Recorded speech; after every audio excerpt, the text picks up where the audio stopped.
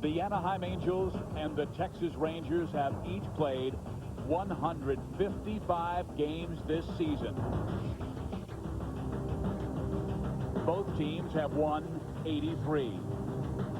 Both teams have just 7 left to play. Both teams want to win the American League West, but only one team will. The first of 3 between the Angels and Rangers is next.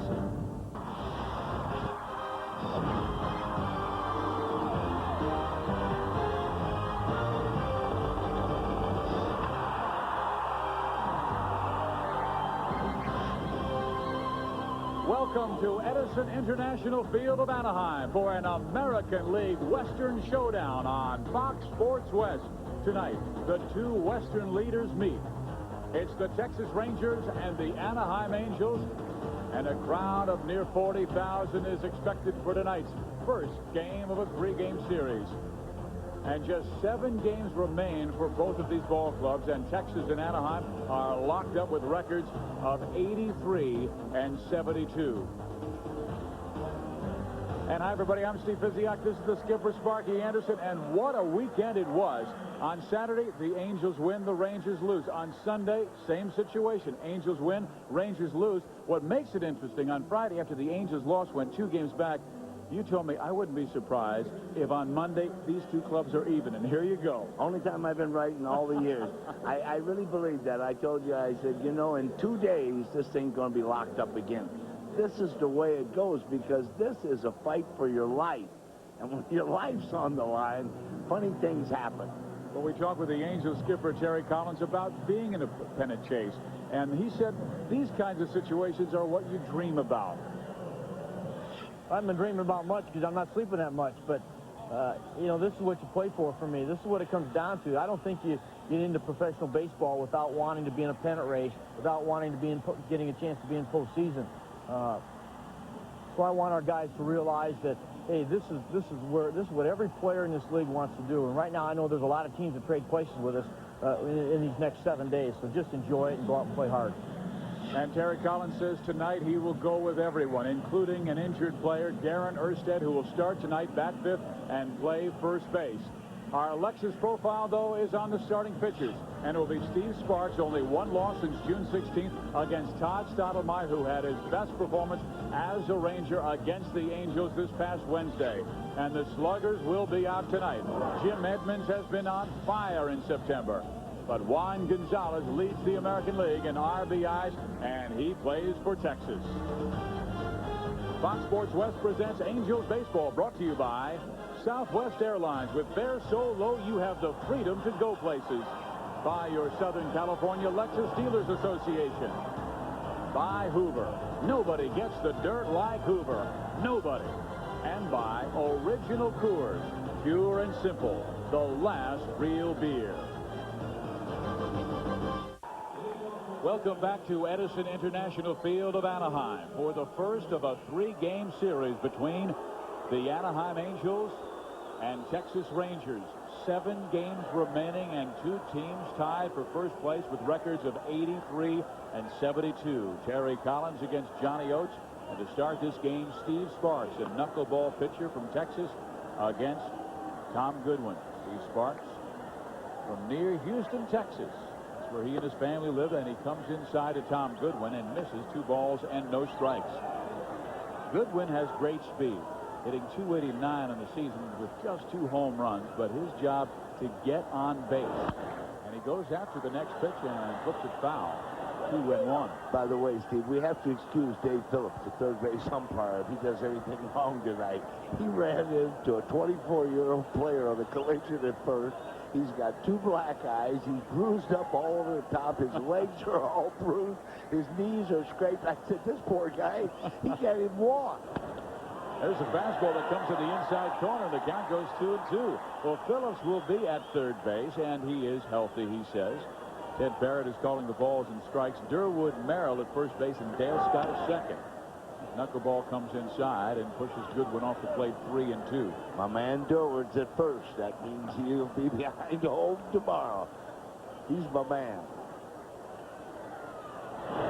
Fastball ripped to center field. A long run for Jim Edmonds. Will he get there? Yes, he does. He has just played brilliant defense this weekend against the Seattle Mariners, and now to start this game against the Texas Rangers. Here's the Rangers lineup brought to you by Southwest Airlines. Tom Goodwin will lead things off. He's followed by McLemore, then Rusty Greer. Rusty is 10 for 18 against Sparks. Juan Gonzalez just about as hot. 6 hits, 3 home runs. Will Clark, then Ivan Rodriguez, hitting .326, fourth best in the American League. Stevens, Zeal, and Clayton goes 7 through 9. And there's a fastball to McLemore. Mark has 2 knees that have really been bothering him, and because of that, his average has suffered. Just 6 for his last 36 in the last 10 games, and a knuckleball taken low. Chad Kruder is catching Steve Sparks tonight because of Phil Nevin's ankle injury. Fastball hit on the ground, second base. Randy Pilardi boots it, and McLemore will be safe.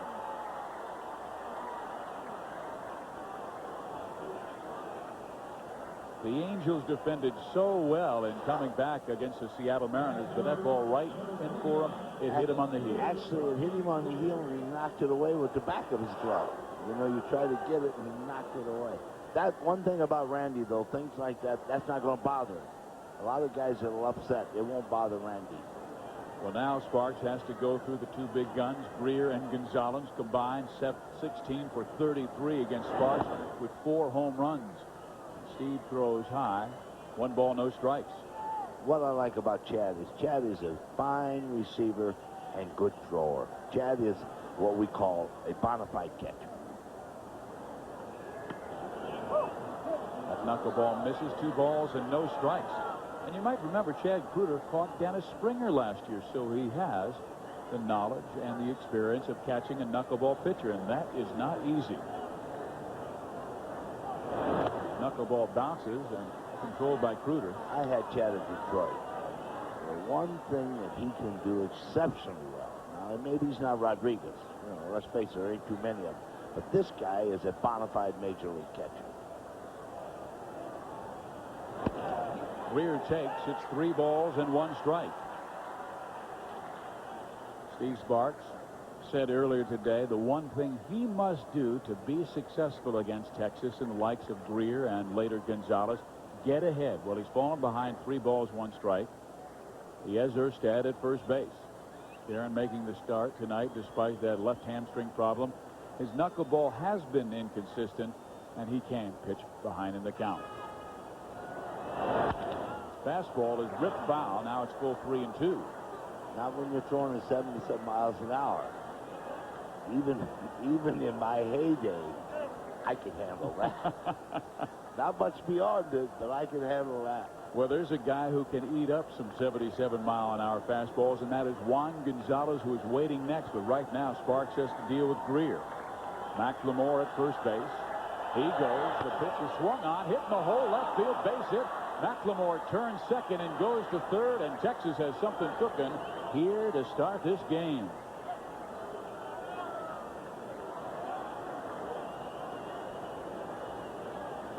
Beautifully executed by Greer because DeSarcina was covering second base when McLemore was running on 3-2. See, he just took his time going. He wasn't he's getting a good jump, but look how he cut that ball. He cut that ball the other way. So the Angels hoping that error does not come back to haunt them as Juan Gonzalez comes to the plate. That will shift both the outfield and the infield towards left field because Gonzalez is a great ball hitter and has had considerable success against the Angels in his career. 44 home runs this year. He is also leading the American League in runs driven in with 154. You know, according to baseball rules, I think those are very good statistics. He is just 5 RBIs, having the most in the American League in one season since 1949. Good knuckleball, 1-1. That will even the count. Last time an American League player had more than 150 RBIs in one season, you have to go back to 49 when Ted Williams and Vern Stevens both had 159 for the Boston Red Sox. Terry Collins. Will the Angels throw to first base, trying to hold Greer? Rusty does not go, and the pitch is swung on, and there's a base hit up the middle. McLemore will score, and Texas takes a 1-0 lead.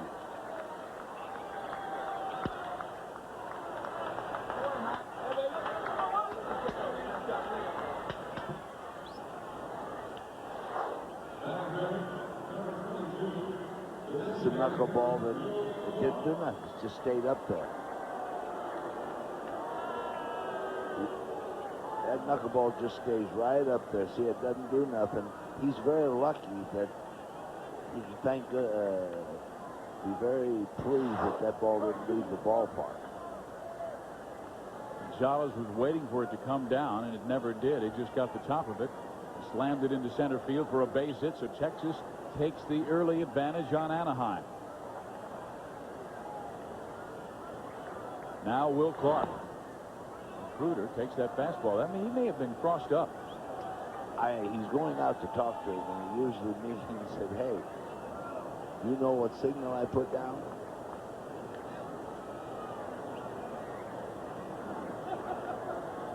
Well, Terry Collins was telling me before the ball game, as you see the base runners with just one out, that knuckleball pitchers have to have great confidence, because if they don't, there's no way they'll play the game, because even when they don't have their best knuckleball, they have to throw it. There's a knuckleball and a good one, 1-1.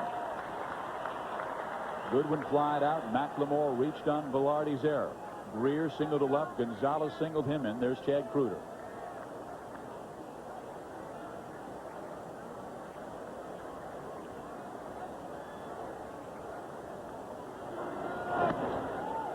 Two balls and one strike. Sparks has won 9 games this year, lost 3. Coming off a very poor outing, one of his worst of the year, against these Texas Rangers.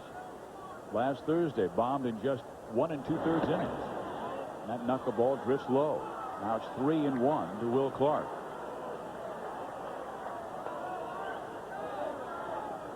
Marcel Lachemann a little concerned.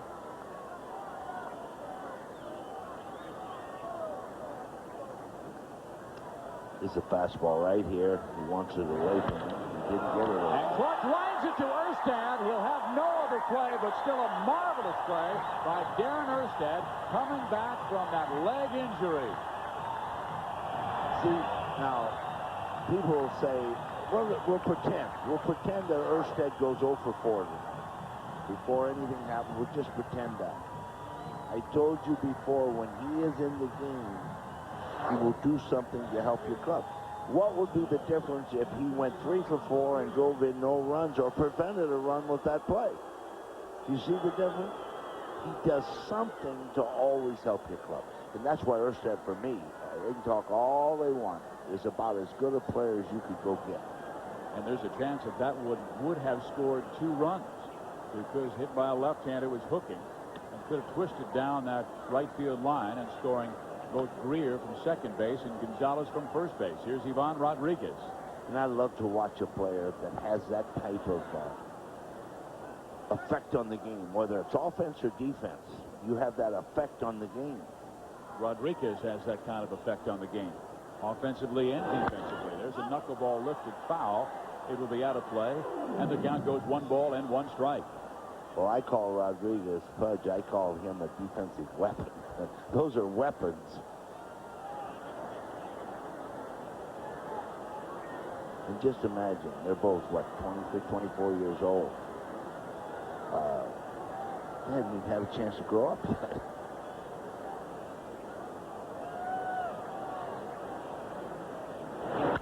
Knuckleball shot to right field. Garrett Anderson makes the catch. And Texas is denied scoring more than the 1 run they get off Steve Clark. We'll be right back with the bottom of the first inning after this.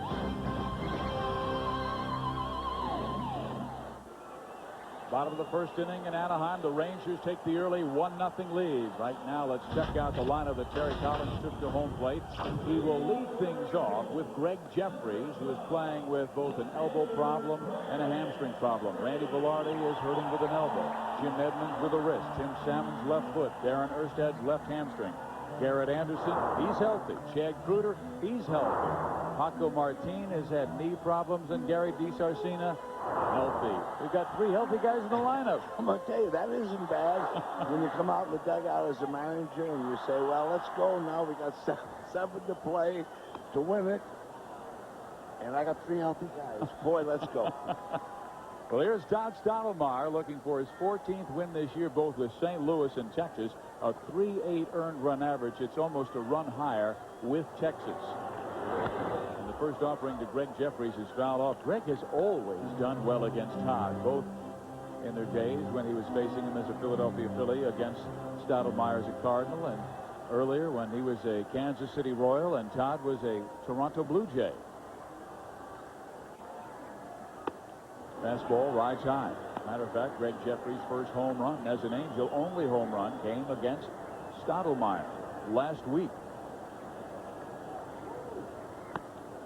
I don't mean he is exactly like him, but to try to make a picture for people, Jeffries reminds me of Peter Edward Rose. I mean, he's a tough little bugger, I'll tell you that. Concentrates on every pitch and has a good swing on every single pitch. And he's always mad. He's Yeah. always mad at himself. He's not mad at other people. You watch it. He's always punishing himself. I like to see a player that way.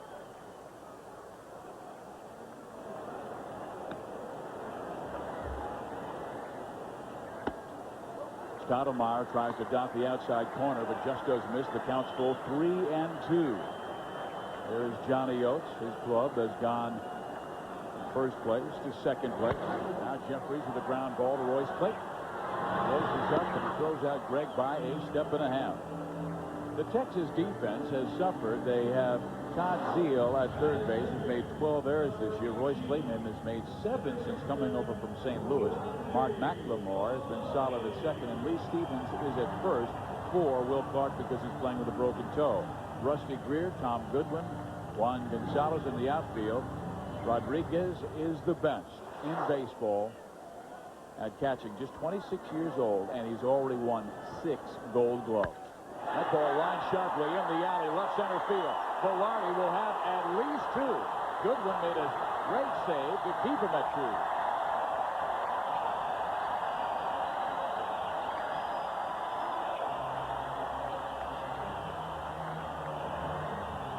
There's going to be so much baseball played here in the next 3 days. If people miss this, they're crazy.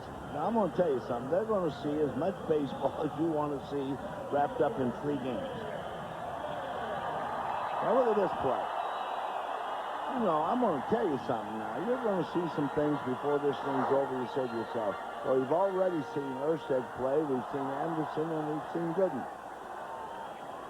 It was like that on Saturday night. Great contest. The Angels won at 5-3, coming from 3 runs down to beat Seattle. Great defense, clutch pitching. And Terry Collins also got those clutch hitters coming through by Matt Walbeck and Troy Gloss late. Here's Jim Edmonds. He takes inside. Jim Edmonds with 24 home runs. He has driven in 88 runs this year, and he has been on fire in September, hitting .364. 4 home runs this month, 17 RBIs. They try a pickoff play at second base, almost went into center field. Clayton saves it nicely, but Rodriguez will throw behind every single runner. Picked up 2 Angels in Thursday's game. I've always said about him, he likes to throw so much, he'll throw to bases where there ain't no runners. just to throw. He loves to throw. Well, the count has gone to Jim Edmonds, 2 balls and 1 strike, with Rodriguez waiting for Stottlemyre's pitch. Velarde represents the tying run. Edmonds takes low. It's 3-1. And Jim wanted to say hi tonight to John and Devin Willard of Diamond Bar. They're great Angels fans who couldn't be at the game tonight. And Jim sends his best wishes and says he will play with you in his heart tonight. So hello to John and Devin Willard. Fastball stays high. Edmonds is on. The Angels have 2 on with 1 out, and Jim Salmon coming to the plate. Johnny Oates knows he got the best from Todd Stottlemyre last week when Stottlemyre beat the Angels with 8 innings. Stottlemyre does throw a splitter occasionally, but the emotions is what you've seen in the past from him. And Dick Bosman talked to his dad, Mel Stottlemyre, about that. Yeah, and you know what? That's, to me, his emotions are great, except I've seen him where he gets at that pitch where he kills himself. And he has to be at a pitch emotionally, but he gets too high sometimes. Well, there's that good changeup that he starts out Tim Salmon. Salmon was thinking first pitch fastball because he walked Edmonds. He wants to get a strike in. Comes back changeup. Absolutely, and he's mad at himself, too. Tim, you see his numbers for the year, but you talk about Texas, and he's really been good. The runners go, and the throw is not in time. Velarde steals third base. He stole that completely off Todd Stottlemyre, who completely forgot about him. Now, what did I say back just a little bit ago? For 3 days, you're going to see these things. Look at this here. He gets a great jump, and he knows he can steal third on him.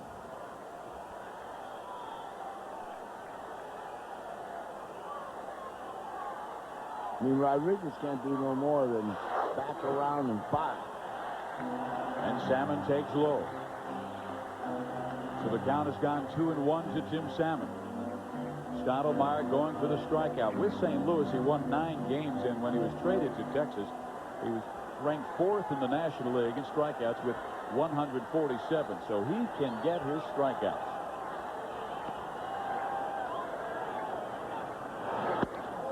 Tim takes a strike, 2-2.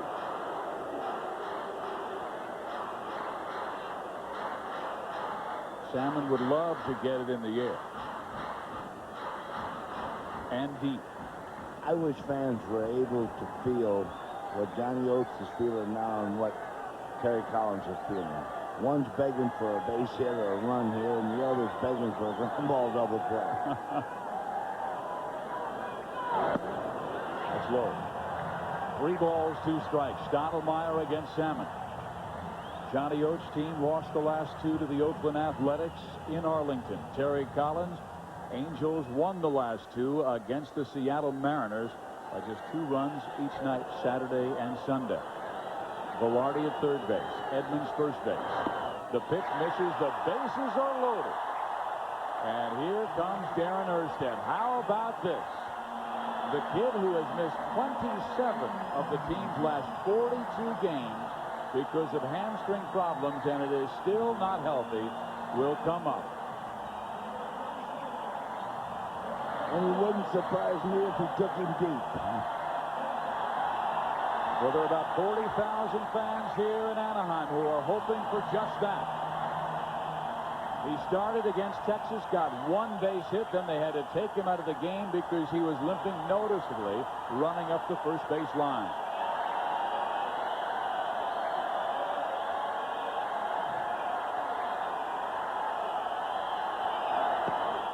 Breaker misses, ball 1. Stottlemyre, an emotional pitcher. And that's one thing pitching coach Dick Bosman talked with his dad about, Mel Stottlemyre, when Todd came in and tried so hard that he was pressing. Good curveball. 1-1. You can see Erstad ready for that heater. He was ready for it, and if he gets it, he'll hurt you.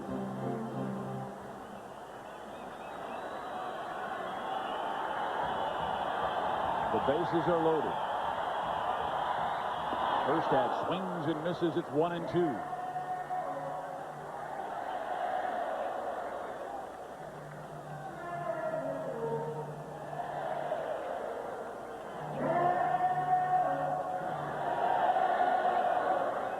Well, look at that, kid, and you remind yourself of Bear Bryant's comment, there's no substitute for guts.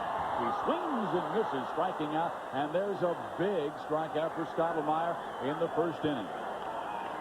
So let's face it now. He made 2 pitches in a row, and they're both in the same spot as this.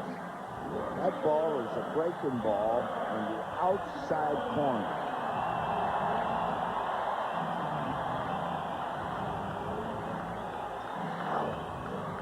So Well, that's a huge out for Stottlemyre with the bases loaded. Now Garrett Anderson must come through after Erstad strikes out. Anderson had one hit on the road on this homestand against the Seattle Mariners, but it was a big one driving in a critical run in Saturday's win. It was a base hit that tied the game at 3. The Angels would go on to win 5-3.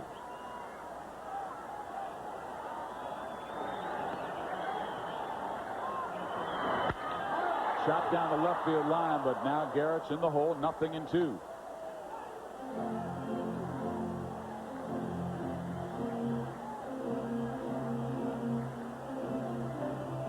Garrett does not have great numbers against Stottlemyre, but one of the hits, a home run. Sparks is waiting, down 1-0. Garrett taps it back up the middle. Clayton has it, goes to first in time, ending the inning. The Angels threaten but do not score, and they leave the bases loaded against Stottlemyre in the first.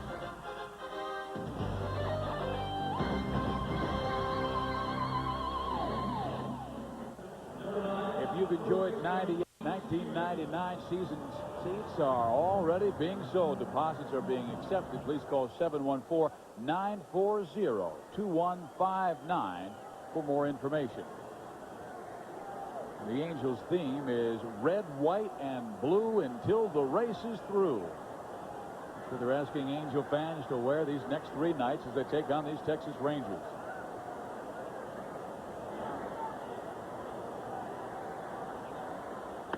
Steve Sparks comes inside to the number 7 hitter in the Texas lineup, Lee Stevens, who was drafted as an Angel, has hit 17 home runs this year.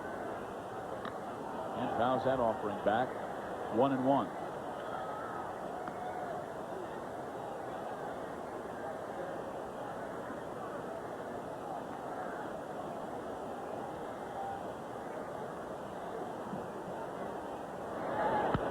Knuckleball fouled back, 1-2. You know, I'm not too sure that they don't have quite a bit of thunder in that lineup. When you got Stevens hitting 7th and Zio hitting 8th now, I think there's a little thunder going around.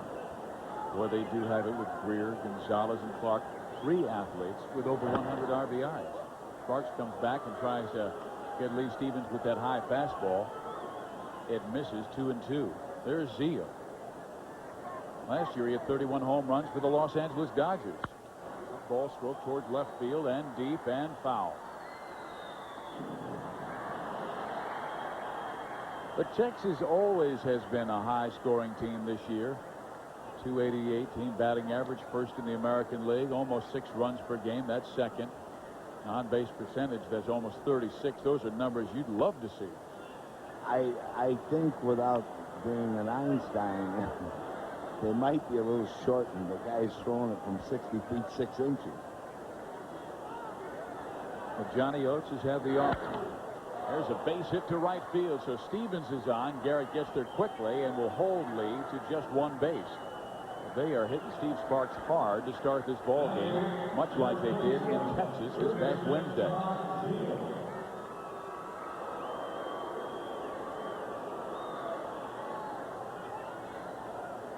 But Sparks was talking about the pressure, and he said he's been pitching for a job all year long, so he feels like he's dealt with pressure all year. Here's Todd Zio. 18 home runs combined with the Dodgers, Marlins, and Rangers. 90 RBIs. That's a strong year. That's what I say. That's the old thunder.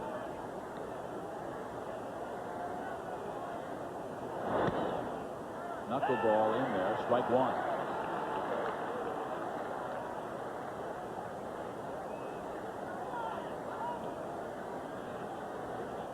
Todd, now 33 years of age, from Van Nuys, California. Went to UCLA, where he was a catcher. And a very good one, hitting .331 with 26 home runs for the Bruins. He's quickly behind the count, 0-2. And this is exactly where Sparks was hoping he would be, but behind almost every single batter in that first inning. Yeah, he has to be ahead. And he's not ahead. Then even when he throws his knuckleball, he don't throw it with that real break on it. Ooh. Kruger thought he had strike 3, delayed his throw back.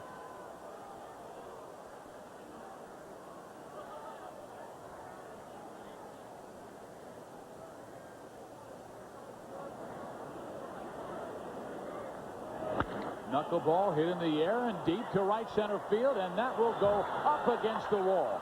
Coming around to score is Lee Stevens. Here's the throw by Randy Velarde, and it comes away. It is safe. And going to third in the play is Todd Zeile.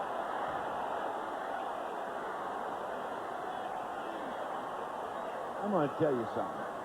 What a great relay that was to Velarde, and what a great throw it was by Velarde, and he was out at home plate. Right now, the Texas Rangers have quieted this crowd of near 40,000 with the way they have been hitting Steve Sparks. Now watch Edmonds. He hits him perfect right there, and what a throw. I mean, he's out.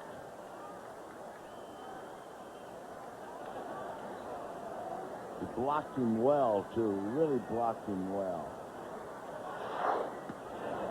So now Royce Clayton comes up with a runner at third base. Stevens starts the inning with a single. Zeile doubles him home.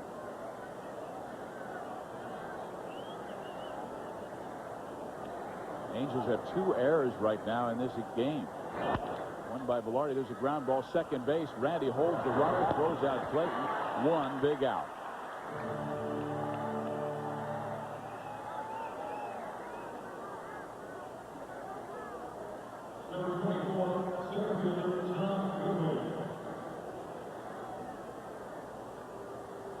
Stevens scores in the play. Zeile gets the RBI, but goes to third base in the air, and the catcher, Chad Kreuter, as the ball came up on Chad, he applied the tag, and then the ball rolled away. Here's Tom Goodwin. First time up wide to deep center field.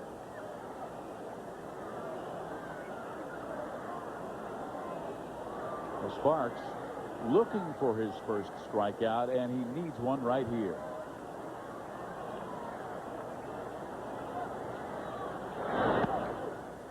Goodwin takes a high strike. And Sparky, Tom Goodwin against a good fastball will strike out. But you back off on speed and he'll make contact. Yeah, if you've got a 90 fastball and above, you can strike him out.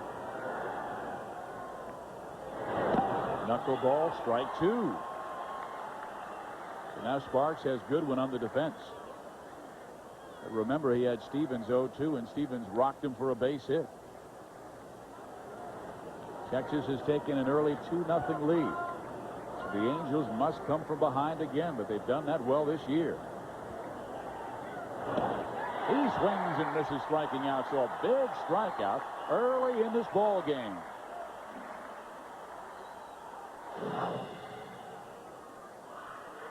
This is a good one, though. You see that one? The bottom just drops right out of it. Maybe he's getting the feel for it now, because he certainly was not early. Line drive hits in the first inning, and they were line drive outs as well by Clark and Rodriguez when they made out. And to start this one, Stevens and Zeile hit him hard, but then Clayton and Goodwin suffered against some really good knuckleballs, and he quickly gets in front of McLemore, 0-1. McLemore grounded one to Randy Velarde's first time up, but Randy booted it for an error, and McLemore would later score. Chad made a nice play to grab that one, or Zeile scores from third.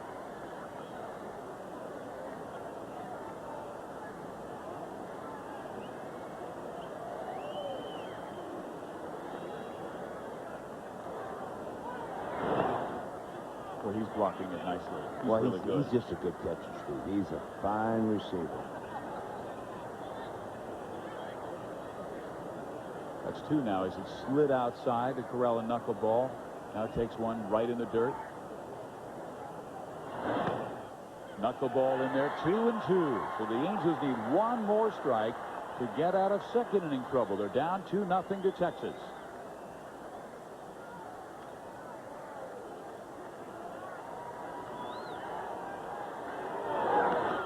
That gets away from Kreuter, and now Zeile will score, and it's 3-0 Rangers.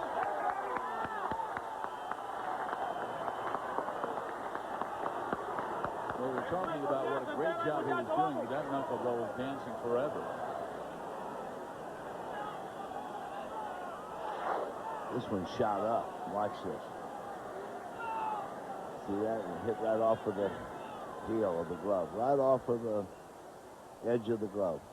Looked like Chad was waiting for it to come down.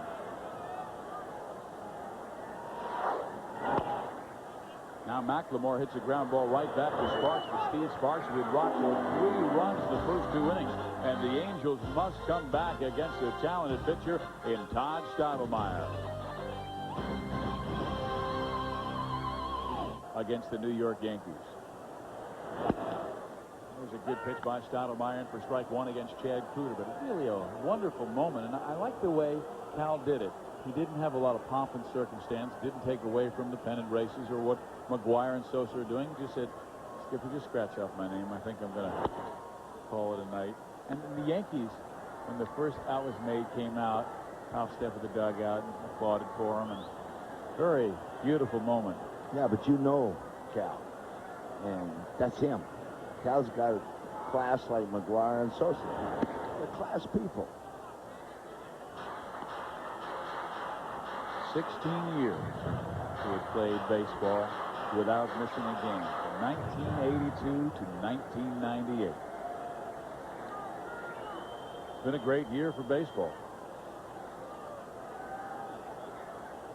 And it has been an exciting year for these Angels. Swing and a miss, and Stottlemyre has his second strikeout.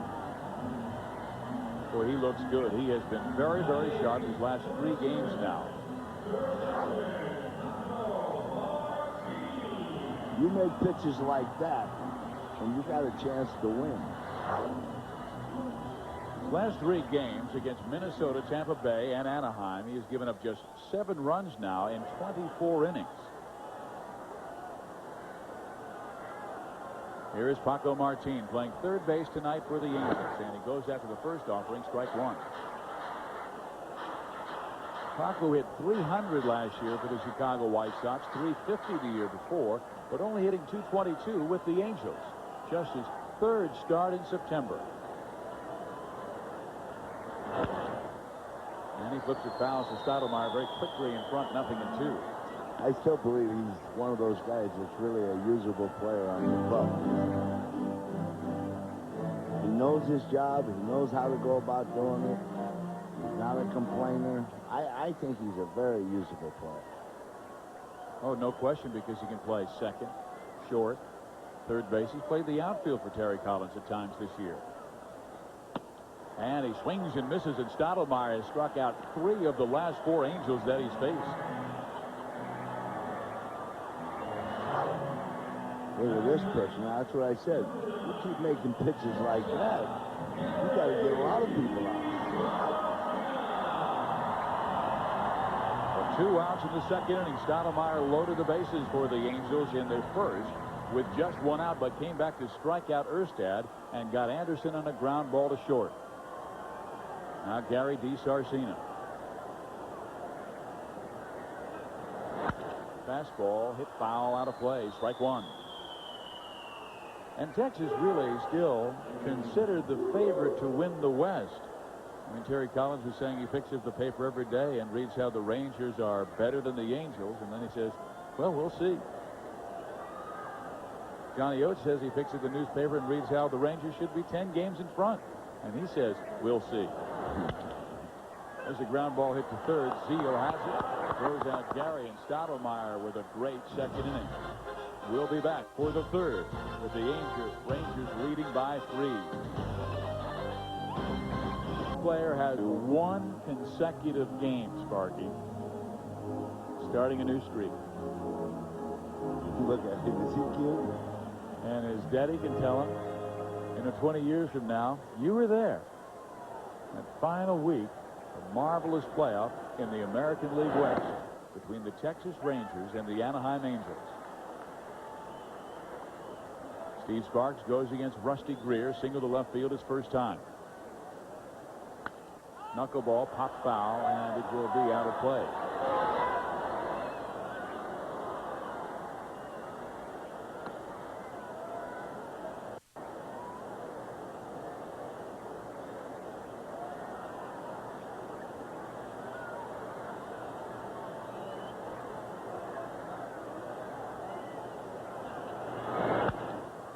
Knuckleball hit to Gary DiSarcina, and Rusty Greer is out.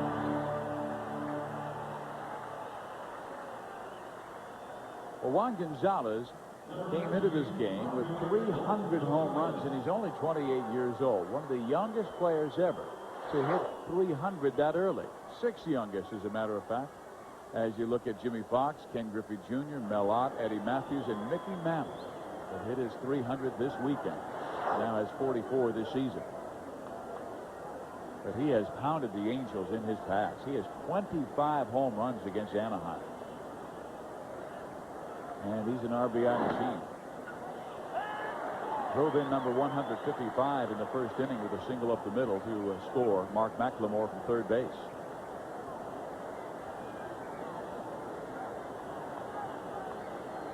And Sparky, you've had a chance to watch him develop. You thought he got too big at one time, and now he has backed off the weights. And boy, look at that shot to deep center field. Jim Edmonds going way back. He's at the wall. He's got it. A scare for Steve Sparks, but it is just a long out, the second out of the third.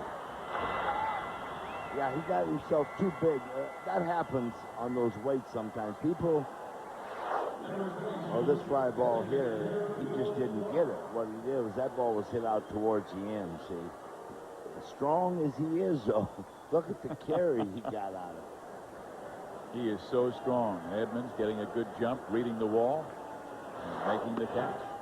Now Will Clark. He lined out to Darren Erstad at first base.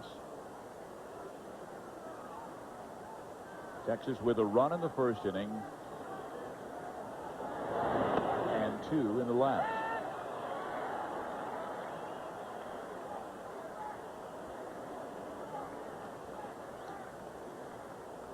His best season since 1991, and he's done it on a broken toe. Will Clark broke his big toe on his right foot. You can see that rapidly. He's actually wearing a size 10.5 on the right foot and his size 9.5 on the left foot. Says it doesn't hurt him that much to run. It just hurts to stop. Oh, gosh, I imagine when you pull up. So he's got that shin guard to protect just in case he fouls another ball off of it. But he cracked it right down the middle of the bone. 3 balls, 2 strikes. But this guy, great competitor. Take a look at him with his eyes. Does he look like you'd want to meet him in the alley? They say this is his Nuschler look. Why Nuschler? That's his middle name. I had so much fun with him the last 2 years that I managed, 94 and 95. We used to talk and talk. I said, who do you think you're kidding with that tough?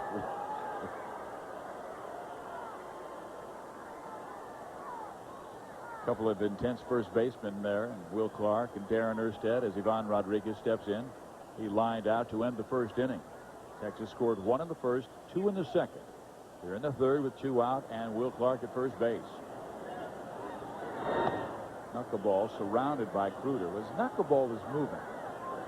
And I remember talking to Dennis Springer last year about how he threw the knuckleball, and he just said, well, I just look at the strike zone as being a box and try and throw it inside the box. Well, Dennis has been missing that box this year. Yes, he has. That is such a tough pitch to throw. There hasn't been many that have been successful. Phil Niekro, the greatest. Brother Joe, outstanding as well. Wilhelm. Big swing and miss on that knuckleball. Now the count evens. 1 ball, 1 strike to Ivan Rodriguez.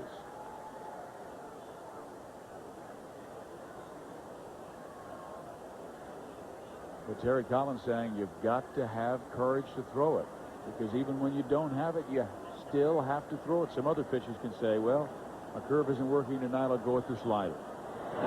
Knuckleball tapped towards Sparks. He has it. Throw to first in time. Inning is over. The Rangers do not score, and the Angels will send up in the third Jeffries, Velarde, and Jim Edmonds.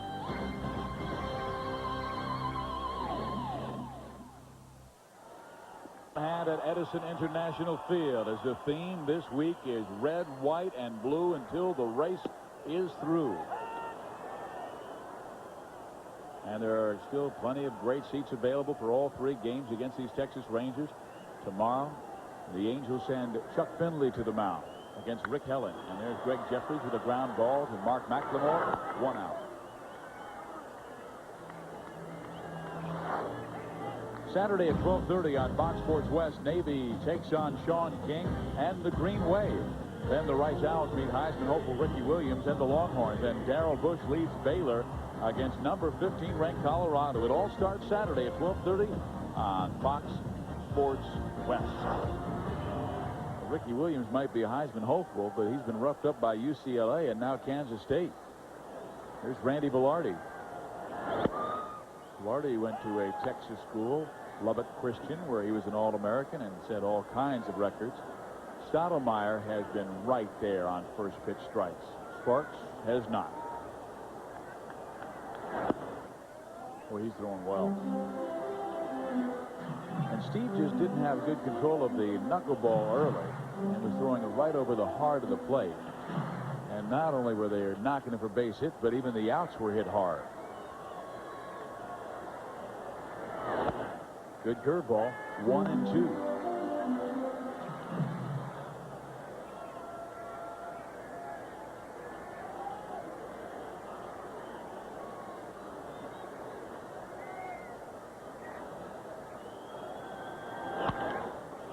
Knocked past Stottlemyre. McLemore having to race in. His throw is just in time. 2 outs.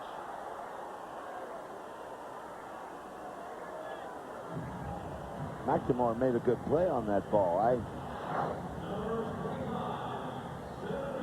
See, he took his time. He knew he had him. He just had to make sure he caught the ball. And he got him by a half a step.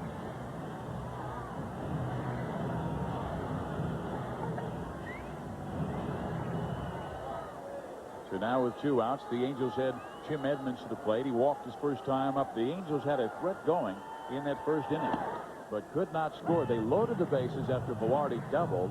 Edmonds walked. Salmon then walked, but Erstad struck out, and Anderson grounded out to end the inning. Look what Jim has done against Texas this year. He is 4 for 14 against Stottlemyre, who quickly jumps in front. 2 strikes. Oh, he has been sharp. Best game with the Rangers came against the Angels last week. 8 innings. Gave up just 1 run, 1 walk, struck out 7. Flips it foul. I tell you one thing, he's throwing balls right on the black or 2 inches of the outside corner. Very good pitcher, great competitor, who was in the last year of his contract with St. Louis, and many feel that he'll be back with the Cardinals next year. He's retired 7 in a row. Edmonds pops up. It could be 8 in a row as Goodwin comes under it, and Tom will make the catch, and Stottlemyre gets the Angels very quickly in the 3rd. We head to the 4th. Stephen Zeal and Clayton come up for the Rangers.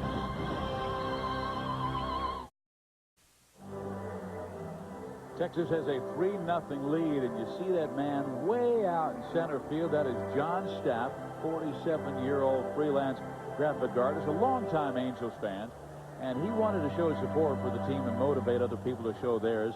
He says he's not going to come down until the Angels clinch the playoffs. He called KLOS radio and told them he wanted to do this, and the radio station called the Angels for approval and to coordinate. Today is day number 4, and John said the Angels have been feeding him. They have a hose up there so he can take a shower. All he needs is a bar of soap, and he's in Fat City. I bet you he sneaks home at night. Well, here is Lee Stevens, who caused problems for Steve Sparks his first time up to lead off the 2nd inning, ripping a single to right field after falling behind in the count, 0-2. Lee really has straightened out his stroke since leaving the Angels when he had a really long swing.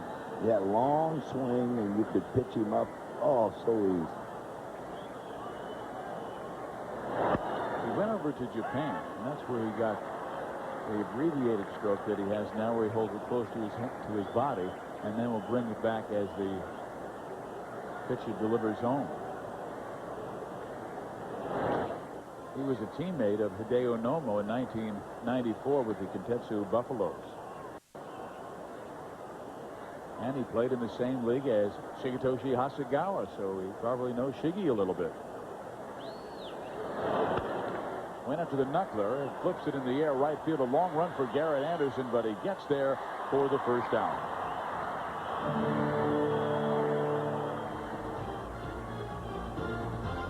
The Angels on Fox Sports West are brought to you by Gatorade Thirst Quencher. You either have it in you or you don't. Life is a sport. Drink it up. By Cooper Tires. And by your Southern California Chevrolet dealers.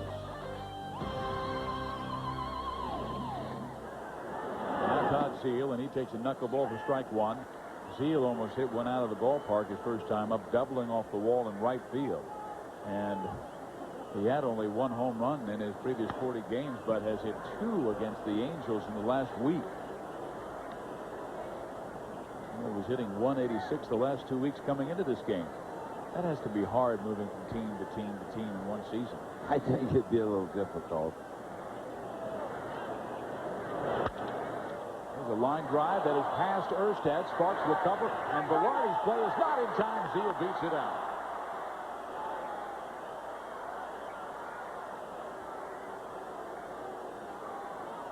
You like the way Durwood let him know, didn't he? Immediately. Watch this play here now. If Velarde throws in the bag, he's out. Yeah. That's tough, boy. You run and hit and run and target, too. See, he missed. He's safe. And Durwood let him know. He doesn't fool around.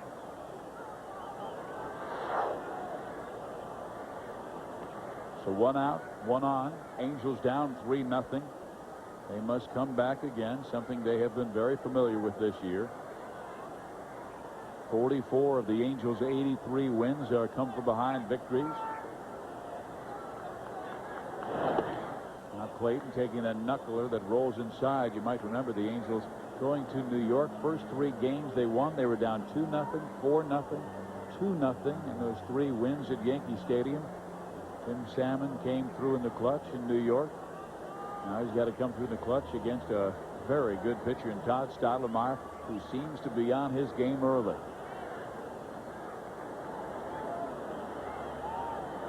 Zeile first, 1 out. 2-0.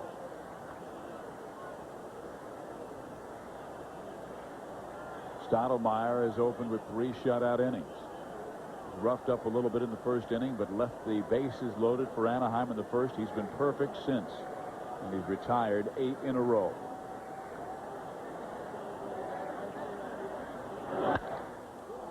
Right center field. Edmonds a long run, and Jim will see it go off the wall. Zeile will be held at third. Clayton goes to second with 1 out. You know, that ball carried much more than I thought it would. I didn't believe that ball was going to carry that far.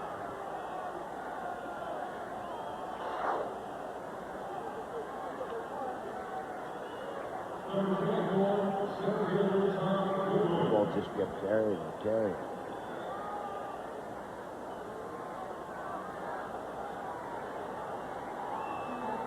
And Zeile had to wait up to make sure that Jim Edmonds could not catch it.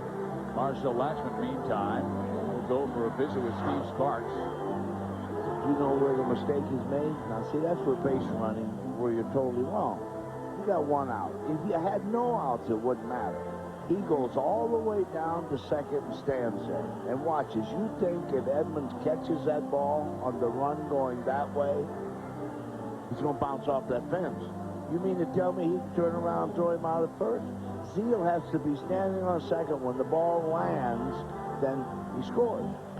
And you know, those are the things as a manager that make you angry, because what if this guy doesn't deliver for you?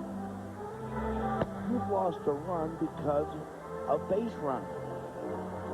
Because he could have scored had he been on second base. Oh, my goodness. That's where you're supposed to be. You score easy.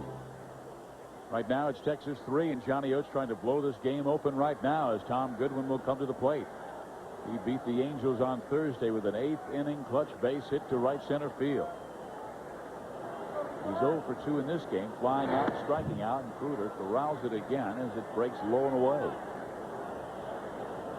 Rangers lead the American League in team batting average and also with runners in scoring position at 301. And they've got 2 on the base pass. Zeal and Clayton with just 1 out. That ball's wrapped to right field. Should be deep enough to score a run. Anderson makes the catch. Here comes Zeal, and the throw will go to third base, and it's cut off by DiSarcina. A run scores to make it 4-0 Texas.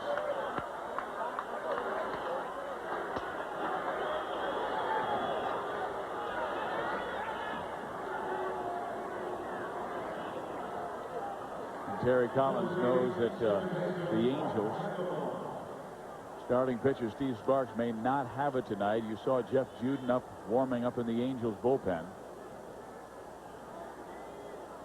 Anaheim needs to keep it close and try and hope that they can come back in this first of a 3-game series.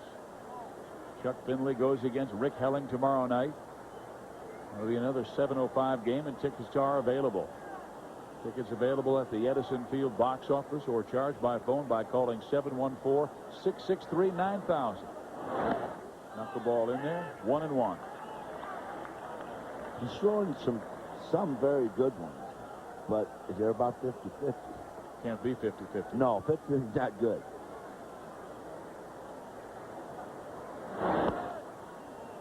Two balls and 1 strike.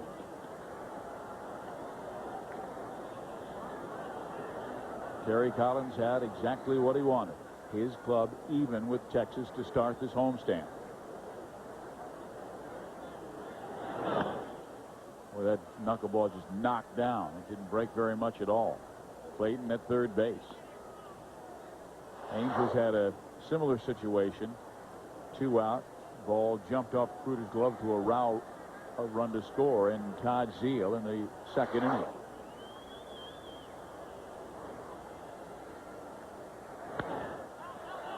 McLemore flips it out of play, and the count has gone to 3-2.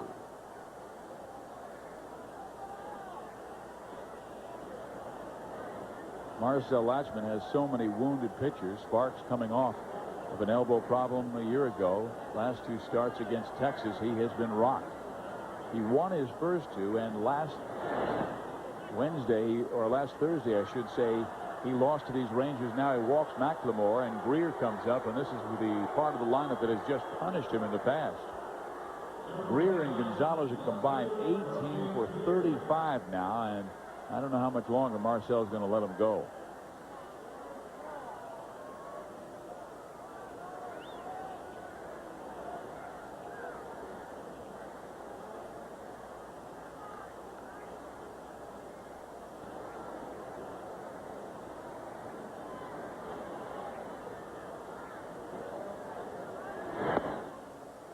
Knuckleball, ball 1.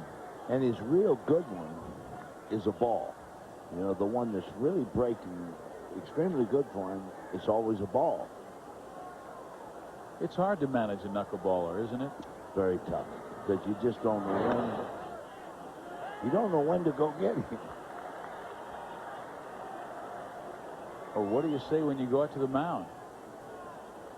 Throw it in there, pal. I never had one.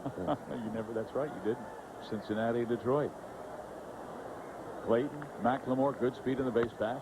There's McLemore, and there's a base hit to left field as Goodwin. McLemore goes to second. Greer comes through. It is 5-0. And that's going to do it as Terry Collins will come out.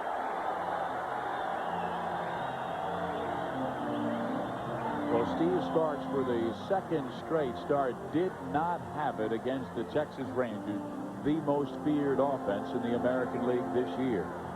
And Sparks was wrapped around in less than 2 innings last week and does not go for tonight.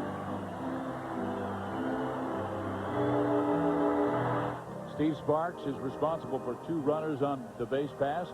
He has given up now 9 runs in the last 2 games against these Texas Rangers. Juan Gonzalez smacked one back of the middle in the 1st inning to drive in the 1st run. Then in the 3rd inning, 2 runs would come across. Todd Zeal would bang one off the right field wall to score Lee Stevens from first base. And a wild pitch would score Todd Zeal. The wild pitch was off Chad Green's glove with 2 outs. Zeal came home. And Rusty Greer, for the 2nd straight time, has gone to left field to knock in a run. So Steve Sparks goes 3 2/3 innings. Gives up 5 runs so far, and we will have a drastic change of pace from Steve Sparks at about 65 miles an hour to Jeff Juden, who can throw it in the low 90s. 8 wins this year, a 5.8 earned run average. His job, keep it at 5-0 and hope the Angels can come back against a very good pitcher in Todd Stottlemyre.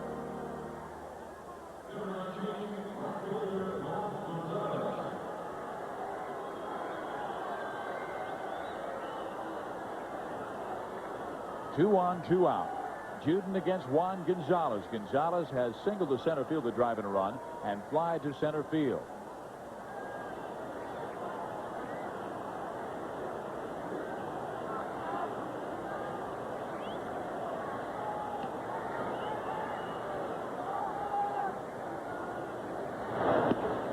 Ball 1. Angels had a very difficult road trip, going 1-6. They were not hitting the ball well, hitting just .235, averaging 3.5 runs per game. Their only win was against Tampa Bay. They came home and lost the first game to Seattle, but won the last 2. Gonzalez pops it up. DeSarcina says he has it, and he does. And we head to the bottom of the 4th. Sparks has been knocked out, giving up 5 runs in less than 4 innings. And here comes Stottlemyre. Todd Stottlemyre has been excellent in the first 3 innings, particularly first inning. Bases loaded, 1 out. He strikes out Darren Erstad. Then in the 2nd inning, strikes out Chad Kreuter. He gets Paco Martin with a swing and a miss. He has 3 strikeouts in the ball game. He has retired 8 straight Angels. And we'll see what he has done the last 2 starts against Anaheim, giving up just 1 run and 3 walks. Tim Salmon takes strike 1. Salmon walked to load the bases his first time up. That came with 1 out, and the Angels down just 1-0. But Erstad strikeout. Then that was followed by Garrett Anderson's ground out to short. Like you said, Steve, the key to Stottlemyre has been strike 1, first pitch. He has thrown that first pitch strike to 12 of the 13 Angels he has faced in this game. But his location with that first pitch strike has been so outstanding, because I'm sure the Angel batters, including hitting instructor Rod Carew, saying, you know what, fellas, he's being aggressive early. So they're ready for it. His location has been so great. Now Salmon lines one into left field, and that snaps the streak of 8 retired in a row. Well, we talked with skipper Terry Collins about the kid who's coming to the plate, Darren Erstad, and his playing him tonight with that wounded left hamstring.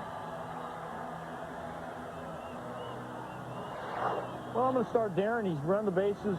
Steve, I really feel this way. I look at him and said, I haven't had him for 3 weeks or 2.5 weeks. If I wait another 5 days, I may never need him. I need him right now. And if he gets hurt tonight, he gets hurt. But anybody could. Anybody in their team could get hurt. And he's a big part of our offense. We need him in the middle of our lineup to help drive in some runs, and so he's in there. And here is Erstad, and immediately Stottlemyre throws him a breaking ball. Well, Erstad told Terry Collins he's got 2 weeks of him being patient with his injury. Then he's going to have to shoot me to keep me off the field. You like that kind of presence, emotion. Again, the curveball. They're throwing nothing but breaking balls to Erstad. Well, you got to throw him a lot of breaking balls, but that's going to happen when you're still in your 2nd year man. You just watch as time goes on. They'll dread the day one of these days that they don't, when they're throwing breaking balls and he's hurting them so bad. That'll probably be the pitch he goes home and works on it in North Dakota at an indoor cage this winter.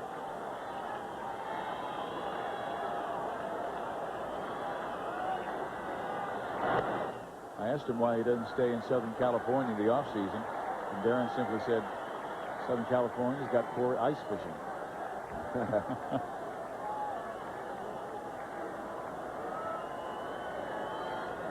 He will prepare himself for 1999, though. And that ball is hit sharply but foul, and the count goes even. 2 balls and 2 strikes. Erstad struck out with the bases loaded his first time up.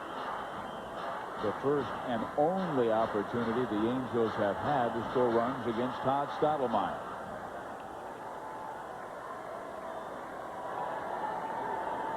Salmon leads from first base. That ball knocked towards third. Zeile picks it up. The throw is in time to get Darren Erstad on a normal leg. Erstad beats that out for an infield hit, but he has to jog down to first base because of the hamstring problem. Watch him run. I promise you that if he hits that ball before, he's safe so easy, it's unbelievable. Let's watch Darren run. All he's doing is, but he'll just try. That's all he can do. So the biggest problem is those first few steps out of the box. And there's a ground ball in the hole. Clayton has it. We'll have no throw, and Salmon stays put at second base wisely. So the Angels have a rally with just 1 out here in the 4th inning. They're not hitting the ball hard against Stottlemyre, just in the right spots. If Erstad has speed, bases might be loaded, or Clayton could have gone to third, possibly, to get Salmon if Erstad would have reached. Well, I don't know, though. That was a slow ball, too, over in the hole. And Zeile had to go for it. Even when I really have nobody there. Yeah, that's right. They would have had nobody at third base, and the Angels would have had the bases loaded. But Anaheim playing with a wounded baseball team. Salmon with a left foot problem. Garrett Anderson is healthy at first base, and here's Chad Kreuter flipping it foul. You know what? They ever thought about mounting some of these players like they do with the deer when they go out? Did they go to the taxidermist? My Lord, they've had so many. Kreuter just acquired. He will not be eligible for the playoffs if the Angels make the playoffs because he was not on the club's roster after August 31st. And Stottlemyre brings that fastball high. 1 ball, 1 strike. Todd is a gamer. He has been to the League Championship Series 5 times in his career, 4 with the Toronto Blue Jays, and the other last year with the St. Louis Cardinals.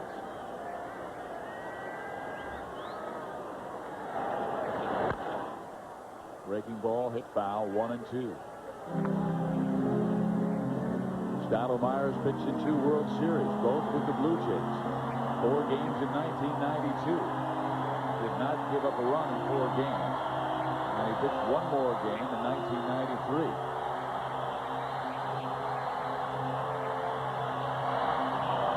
He has a chance to face his father in the playoffs if the Rangers win the division. They likely will play the New York Yankees. Little tapper toward short.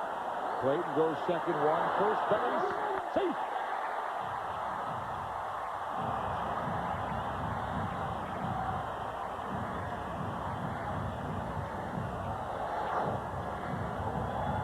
He don't hit this ball hard enough for him to make a double play.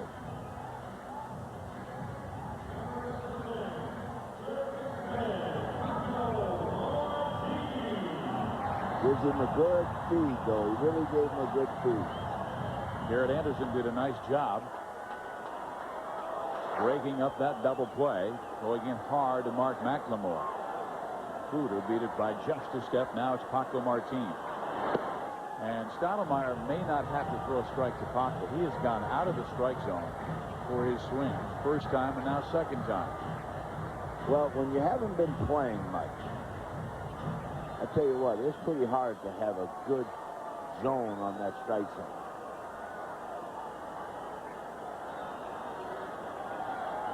Salmon third, Kreuter first, 2 outs now. He had left one over the plate that time. Yeah, he made a mistake there. Paco had a chance there.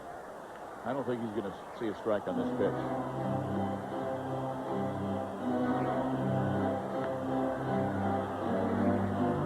Stottlemyre can break him away. That is what he has done against Martin in their past. Let's see how Rodriguez reads it after getting the signs from his skipper, Johnny Oates.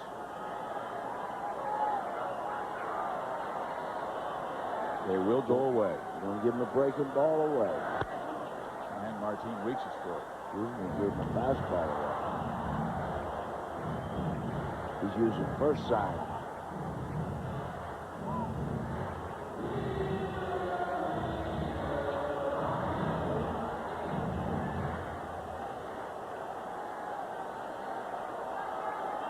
He wants the slider this time. There it is. Did Martin go? They appeal, and yes, Martin is out.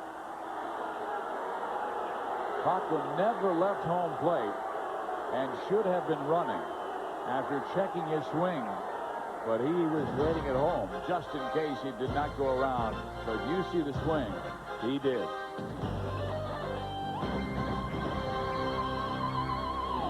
There she is, a candidate for our new game show, The Ultimate Fan League. If you've got that excess knowledge of sports facts and statistics and players to test on, The Ultimate Fan League, Fox Sports Net's brand new game show. Call 1-888-448-4UFL to be a contestant. Great crowd on hand at Edison International Field for Game 1 of this 3-game series, and it's been all Texas.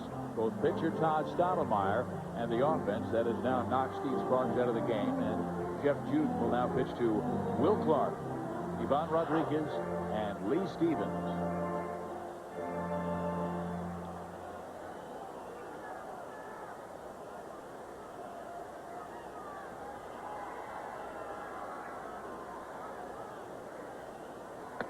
Clark, the kid from Mississippi State, takes that fastball away. And just does catch it in the outside corner. Clark, very good fastball hitter. Very good hitter. Juden comes inside, 1 ball, 1 strike. Yesterday, Sparky, we saw Mark McGwire hit his 65th home run this year, and it looked like he got number 66 before umpire Bob Davidson said no, ground rule double. Fan reached over. Well, the thing that confused me was this. When St. Louis lodged a protest.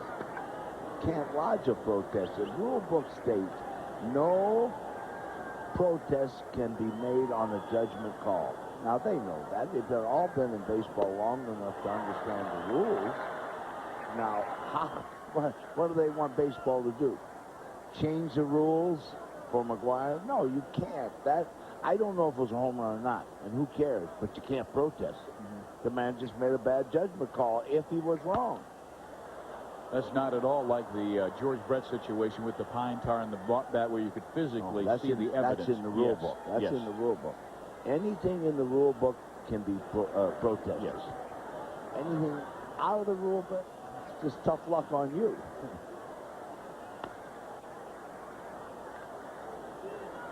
It's almost like there's the home run race updated. Both players, McGwire and Sosa, are off tonight. McGwire with 6 games left and leads Sammy by 2. Sosa 0 for 4 yesterday. The Cubs lost. That was a tough thing on Sammy Sosa Day, so they're 1 game behind the New York Mets, who are also off this evening. Clark waves at that good off-speed thrown by Jeff Juden. Strike 3.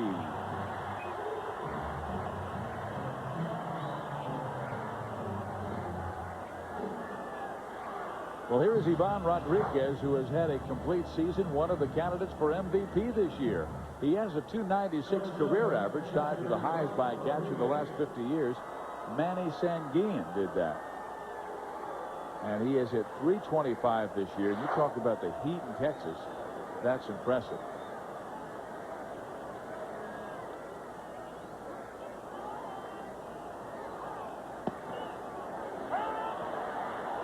Ivan takes strike 1. Rodriguez, look at this. .313 last year, .325 this year, and he is doing it with a thumb that has been bothering him along the lower thumb near the wrist area.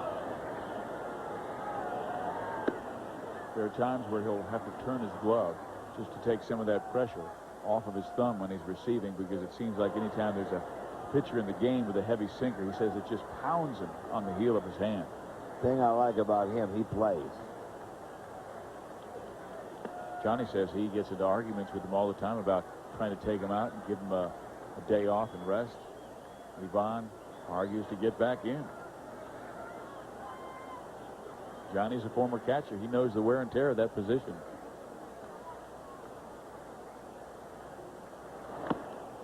Good fastball thrown by Juden. You know, Juden does have good stuff. To me, he just has a problem of being consistent with it.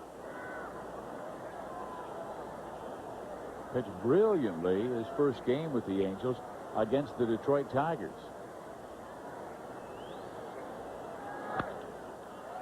Came after Rodriguez again. Ivan fouls it off. Count stays at 2-2. But he's bounced around through so many different teams. With Cleveland, with Milwaukee, with Houston, with Philadelphia. Montreal. Yeah, that's where he had most of his success, with the Montreal Expos. With 6 teams in 6 years, you start asking the question, why is he being passed around with such good stuff as he strikes out his second straight Ranger? It's the consistency or inconsistency you talk about. We always called those guys, my years when I was manager, they call them basketballs. They like to bounce from team to team. Now Lee Stevens taking it low and outside, ball 1. Stevens has singled, scored a run, and popped to right field.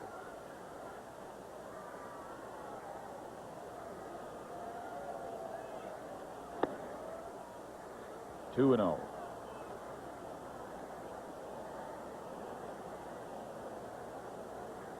Juden, big guy, 6 feet 8 inches tall, 239 pounds. Good slider. The tallest player in Angels history at 6 feet 8. Chuck Finley's right there with him at 6'6". Look at that pitch. 2-2. And that's a slider. It almost looked like a forkball. It's a good slider, too. He may throw it again.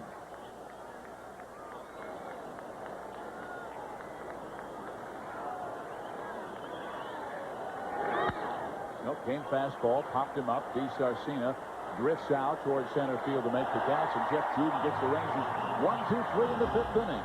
We head to the bottom of number 5. It is Texas 5, the Angels nothing. Todd Stottlemyre is throwing a 3-hit shutout against the Anaheim Angels. Texas has given him 5 runs, and he faces Gary DeSarcina and throws the first pitch strike. It is under the glove of Todd Zeile. The throw is right there to get Gary. You talk to a starting pitcher about what he wants to do to start a ball game, and usually the first thing you'll hear from him, I want to get my first pitch over. Stottlemyre now, Sparky, has thrown first pitch strikes to 16 of the 18 Angels he has faced in this game.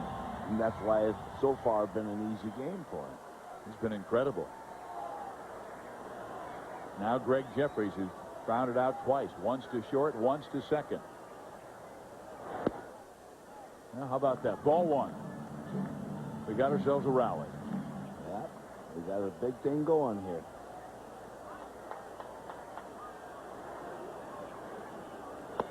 That's low. 2 balls and no strikes.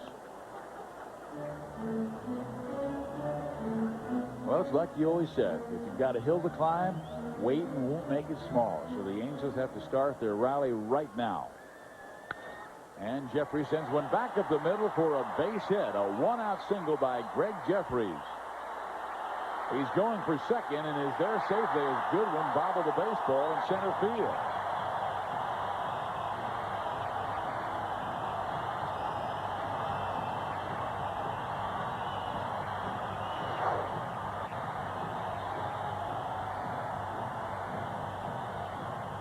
I guess Tom just assumed that Jeffries wouldn't be running hard all the way. That's what I told you. He's like Rose. You know, he plays the game one way. They play it all out. And then we'll wait the end of 9 and see who won. Now Randy Velarde, who has doubled in the game and grounded out to second base. It goes as a single and an error on the center fielder, Tom Goodwin. Texas made 4 errors yesterday in losing their game to the Oakland Athletics 6-3. That pitch misses away. 2 balls and no strikes. Johnny Oates called it one of the most disappointing losses of the year. It was not one of their more cerebral games, he said.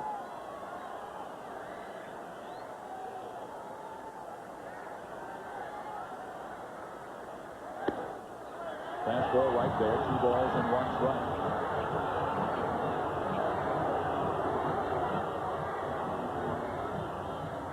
Both teams came in tied at 83 and 72. 7 games remaining. The Angels have these 3 with Texas and then 4 with Oakland. Tomorrow it's Findlay against Helling. Hill and Burkett go on Wednesday.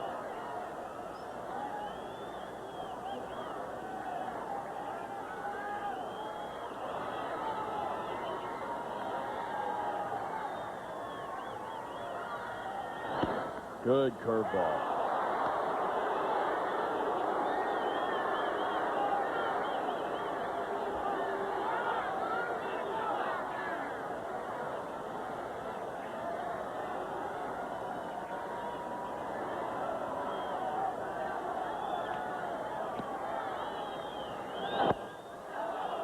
Randy tried to check his swing and does not in time. Goes around, and that is strikeout number 5 for Todd Stottlemyre. Boy, this one here, I don't know about this. I got to see this. Oh, yeah, I'm sorry. He did.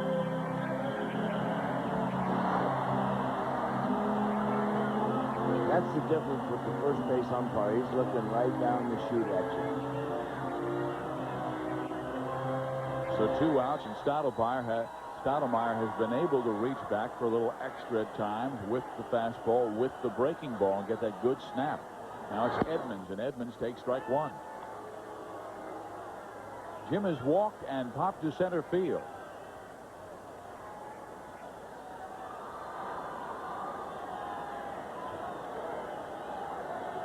Jeffries led off, or actually with a 1-out single, went to second base on the error by Tom Goodwin.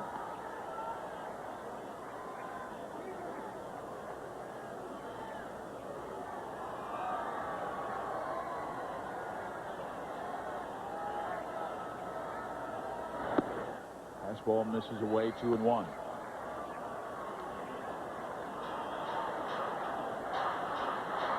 Showed you how strong Jim has been against these Texas Rangers this year. Came in with 3 home runs against Texas and a batting average of .436.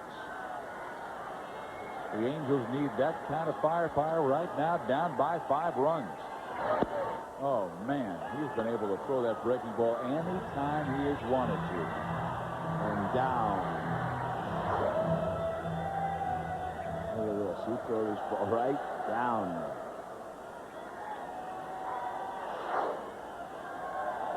Let's see if he comes back with another. Stottlemyre stepped off as Velarde's lead, or rather Jeffrey's lead, was getting too aggressive for him at second base.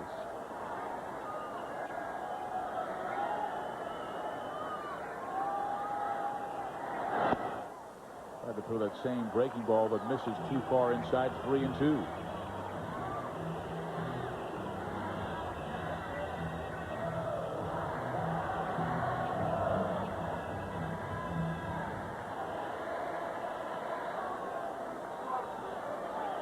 Jeffrey second base, 2 outs. The count 3-2. The pitch to Edmonds. He swings and drives it deep to center field. Goodwin off on his horses will run it down just in front of the warning track. The Angels threaten but are turned back in the 5th. It's 5-0 Texas going to number 6.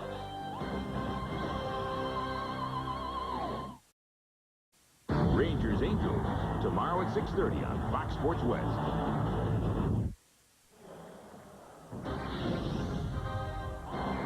Welcome back to Fox Sports West, your region of Fox Sports Net and our coverage of Anaheim Angels baseball. Texas with a 5-0 lead. And they have done it with a big night for the Rangers trade deadline pickups. Todd Stottlemyre, who came from the St. Louis Cardinals, 5 shutout innings tonight. Todd Zeile, 2 for 2, 2 runs and an RBI, picked up from the Florida Marlins. Royce Clayton also came with Stottlemyre from the Cardinals. He's 1 for 2 with a double and a run scored.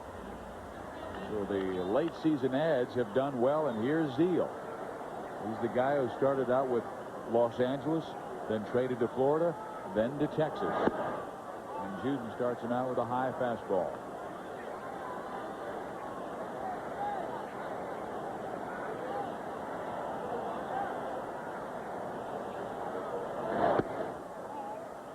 Two balls and no strikes.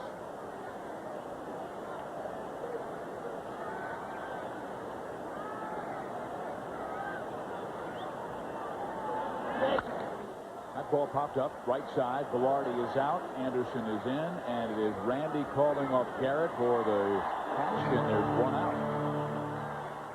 Well, these two teams continue the battle for the American League West tomorrow night. Live coverage of the Angels-Rangers begins at 6:30 with Angels in the infield right here on Fox Sports West. It'll be Chuck Finley on the mound for Anaheim, and Rick Helling going for his 20th win of the year, going for the Texas Rangers. Here's Juden against Royce Clayton, and he throws a fastball that misses away. Well, Sparky, I see where Toronto won tonight 3-1. You say, why is that significant? Because Roger Clemens won his 20th game this evening. He's got a chance to win another Cy Young. I'll put it to you this way. It's locked already. And Clemens or Pedro? Yeah, he got a chance to win the Triple Crown again and strikeouts. And you match his stuff up with everybody else, including Martinez, and I'm going to tell you something. It'll shock you. He's got them in every category. And that's why Toronto is still in the wild card race against the Boston Red Sox. Boston lost tonight to Tampa Bay 8-4, so Toronto moves up. Texas and Anaheim 3 games back as well. Clemens had 15 strikeouts tonight. 15.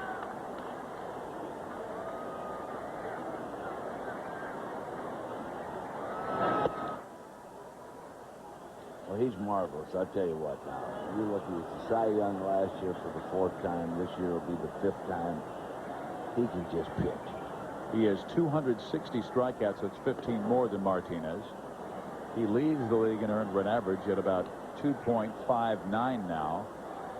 And he has the most wins, so he's leading the Triple Crown once again. And last year he was the first American leaguer to do it since Hal Newhouser back in 1945. He don't even have to pitch another game, and he wins it. There's a strike, 3 balls and 1 strike. You know, he has 1 more year left on his contract with Toronto. But there was some talk before the trade deadline that Clemens might be going elsewhere.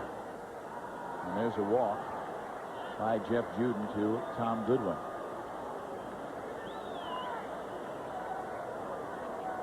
And Clayton, after Clayton made out for the 2nd out, allowing Tom Goodwin to walk, Juden does not have a very good pickoff move. I think if I'm Jeff Juden, I'm only concentrating on McLemore, even if Goodwin steals 2nd and 3rd. I think you got it just about the way it should be. Goodwin goes. The pitch is thrown. Kruger's throw to second base is not in time.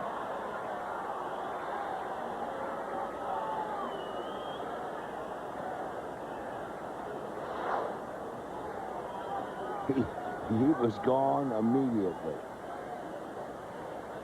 His 35th steal this year. Juden has such 6'8". He's got a lot of mechanics to go through, and it's about 2 seconds to home plate.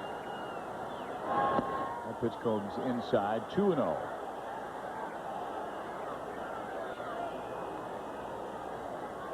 So Jeff has to concentrate on getting Mark McLemore out. McLemore's been on twice, reached on the air by Velarde in the 1st inning and scored.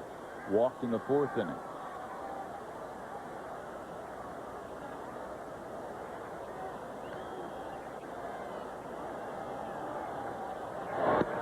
In there. 2-1. Texas scoring a run in the 1st, 2 in the 2nd, and 2 in the 4th inning. Juden shut him out in the 5th. Goodwin leads from second base. Ground ball up the middle. Velarde has it. His throw is in time, and Juden shuts him out in the 6th. When we come back, Tim Salmon, Darren Erstad, and Garrett Anderson will be coming to the plate.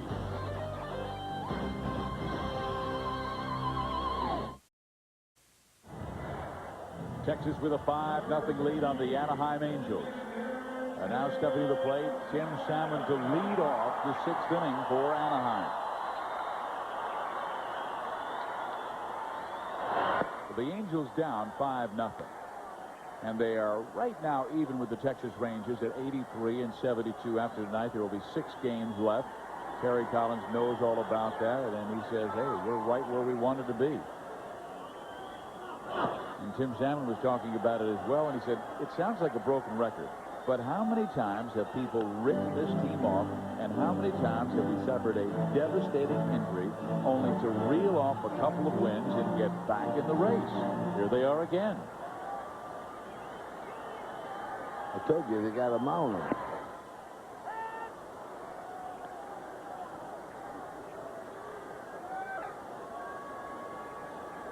Because every time you think the Angels are out of it, they come back, and they do like what they did over the weekend to the Seattle Mariners. Texas loses 2, the Angels win 2. Salmon now fouls it off. Now they're being collared by a great pitcher, Todd Stottlemyre. You've got to tip your cap to what Stottlemyre has done so far. The Angels send Finley tomorrow, Ken Hill on Wednesday. Certainly Texas going with a good one, and Rick Helling going with 19 wins tomorrow, and John Burkett was roughed up this year, but pitched very well on Friday. It was the only game they won against the Oakland Athletics this weekend.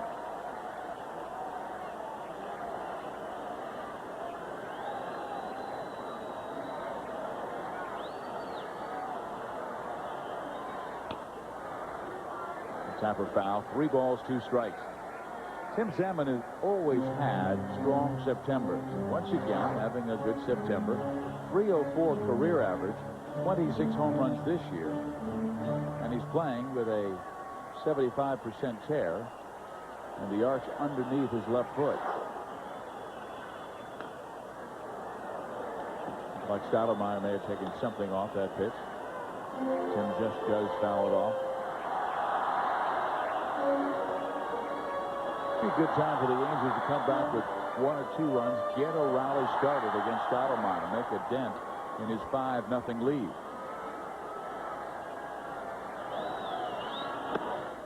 And he misses inside. That's a good start for the Angels as they have their 3rd walk off Stottlemyre in this game, his first since the 1st inning, and the 89th walk for Salmon this year.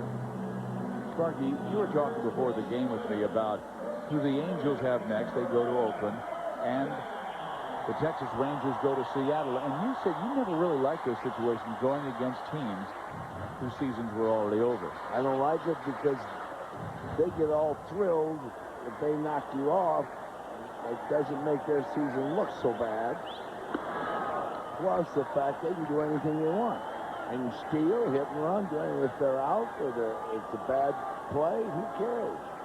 You can't do that. I would rather play clubs that are in contention. That ball comes inside on Erstad, and it's 1-1. Just got him on the inside corner. Stottlemyre has broken Erstad with curveballs, with sliders. Struck him out with the bases loaded his first time up. Got him to half or to third his last. And that ball is whistled to Todd Zeile at third. I'm going to tell you something. That ball was a bullet. He reacted immediately. The Rangers, meantime, are 6-25 at Seattle since 1992. Here's a look at that smash again. I'm going to tell you something. I don't know how he reacted that quick. He has not played a solid third base for the Texas Rangers since coming over with 12 errors, but he certainly has against these Angels. And a good curveball in there for a strike to Garrett Anderson. I don't believe I ever remember Todd throwing this many breaking balls.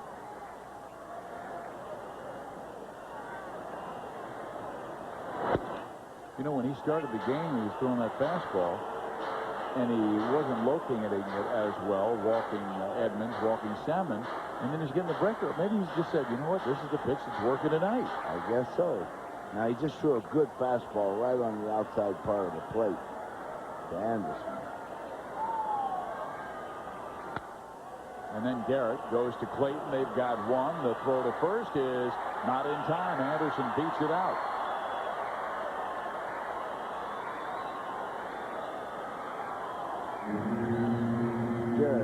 Garrett really hustles on this play. I'm going to tell you something, because this is a double play. That ball was just plenty good enough. And he was safe.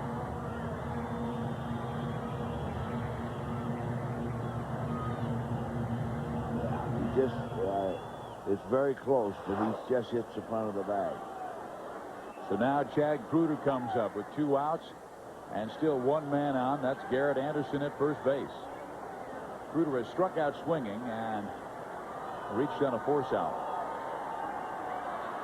Rangers had a threat in the first inning with the bases loaded, just 1 out, but did not score when Erstad struck out. Anderson grounded out and had a threat again in the 4th inning with 2 on, but Kreuter grounded out, reached on the force actually, and then Paco Martin popped up.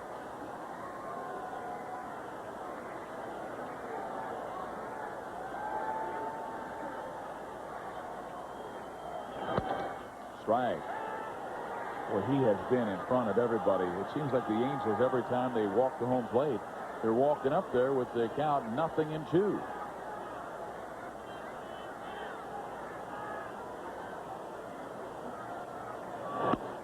Fastball misses away.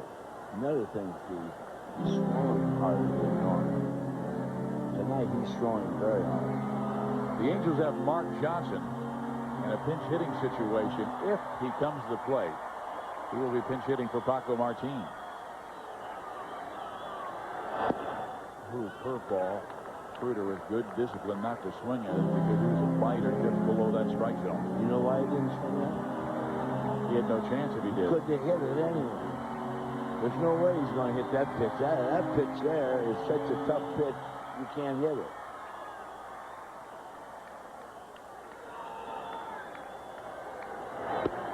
Inside.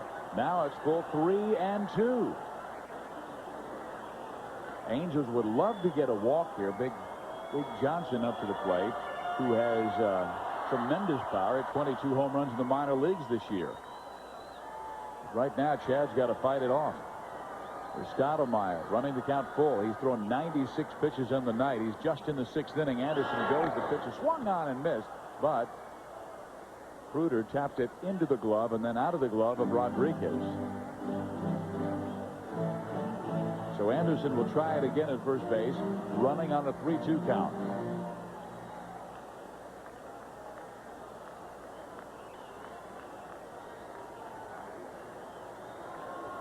Garrett goes. The pitch is high. Ball 4. So the Angels have a threat here in the 6th inning, as Stottlemyre reaching near the 100 pitch mark, and Mark Johnson will come to the plate, who has tremendous power. Hardy picks up the phone and says, who do you want to warm up?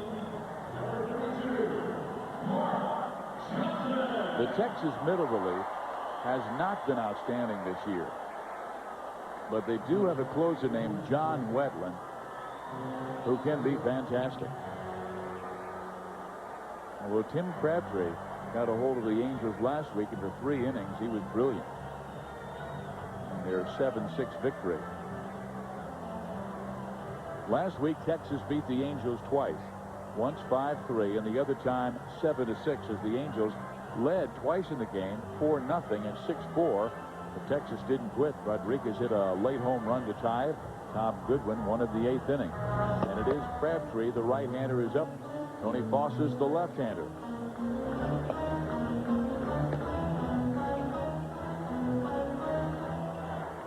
So Stottlemyre must face Mark Johnson. Do you know how to pitch, Johnson? Well, if I'm Stottlemyre, I throw him a fastball right down the middle. No, you're pitching in, up, yes, and breaking to death. I was talking about, as if you're an Angels fan, this is the way you want him pitched, yeah, right down the middle, I tell you, belt high. He likes the ball from the belt down, middle in, from the middle of that plate inside. breaking ball, ball one. And Johnson at 6'4", 235 pounds, will go out of the zone. We've seen him hit home runs, but look what he's done against Todd in his past 5 for 9 with a home run. In there, 1-1. That has been his output when he needed a strike. He's gone with that curveball. He's thrown 100 pitches now in the game, through 120 in the last game against the Angels in 8 innings. And that smoke towards center field. The good one has it read and makes the catch, ending the inning. So the Angels lead 2 more. And we head to the 7th, with Texas still leading 5-0.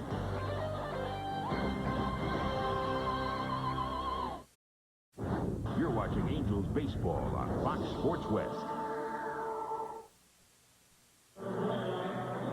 This copyrighted broadcast is presented by authority of the Anaheim Angels and is intended solely for the private, non-commercial use of our audience. Any publication, reproduction, retransmission, or other use of the pictures, descriptions, and accounts of this game without the express written consent of the Anaheim Angels is prohibited. Troy Glaus stays in the game, or comes in the game, after Mark Johnson pinch hit for Paco Martin, and Glaus will take over at third base.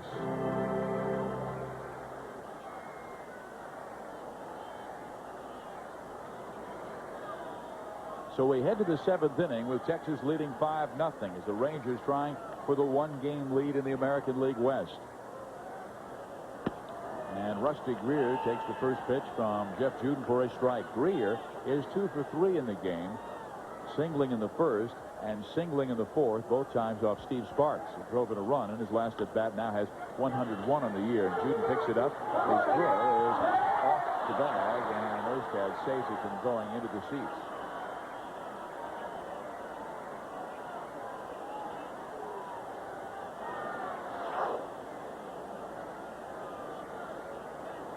He sets up good. I don't know what made him throw the ball the way he did. He set up real good.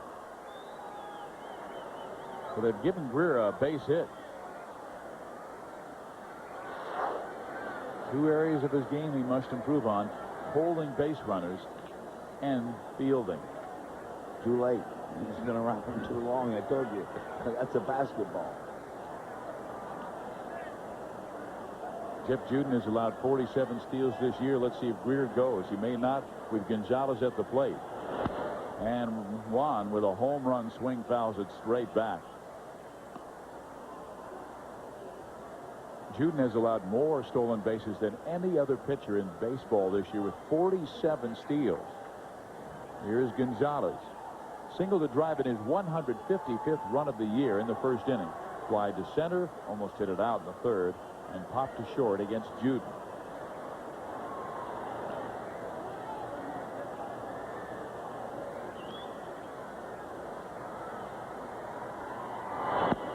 In there, 0-2.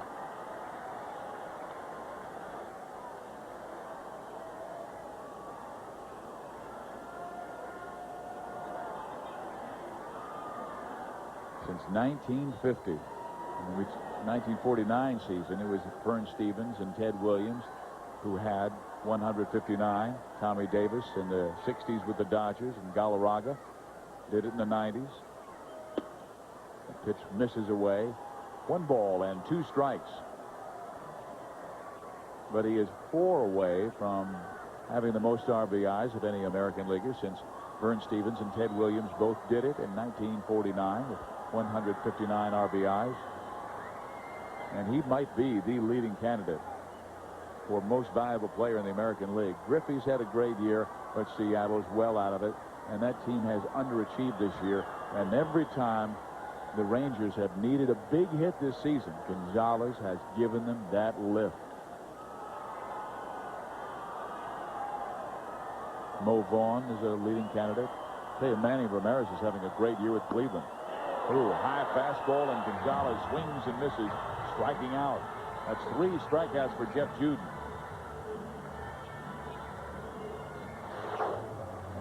I told you, look at this pitch here. See that ball run up? He has good stuff. The stuff is really good.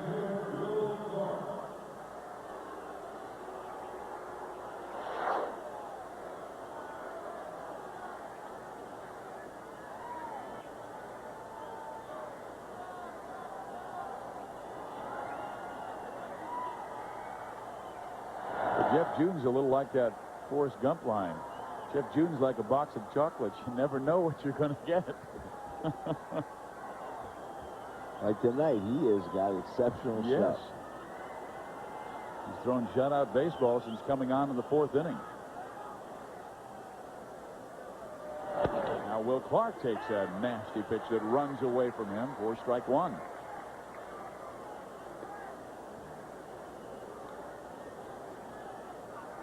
Clark now batting .307 after going 0 for 2 in the game, lining sharply with 2 on the bases in the 1st inning with a 2nd out, walking a 2nd time up and striking out his last. Ooh, Jeff Juden went way upstairs. Ball a strike. Will Clark from New Orleans, Louisiana. Grew up very close, about 60 miles away from LSU, but he said did not have a good visit there, and that's one of the reasons he went to Mississippi State. Greer goes, and the pitch swung on and sent to left field, and it twists and goes foul. So Greer must go back to first base, and the count will be 1-2.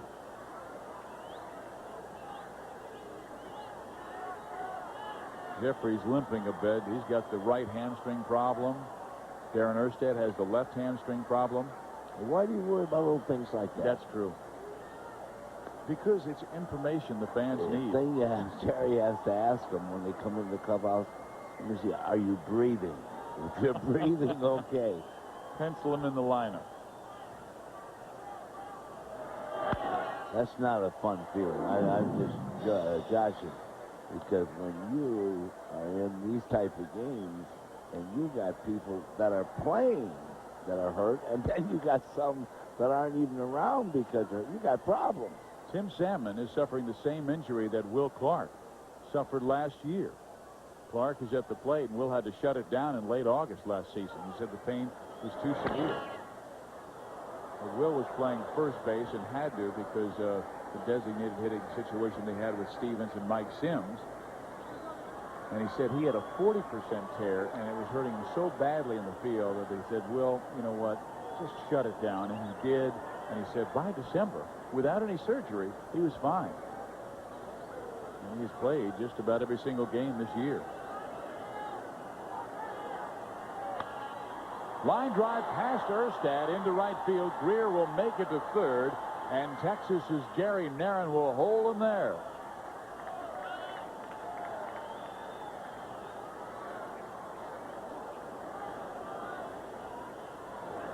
So the Rangers threatening for more in the 7th inning, already leading 5-0. He got on that fastball low and in well. I'm going to tell you something. This guy's a good hitter.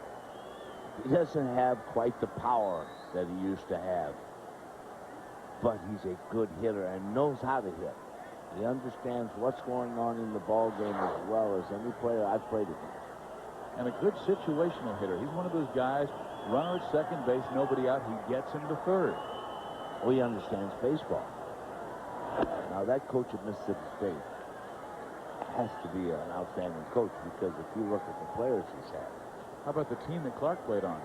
Palmero was on the team, Rafael Palmero. Couple pitchers. Bobby Thigpen was on the team. Jeff Montgomery was on that team. Oh, not Jeff Montgomery, I'm sorry. Jeff Brantley.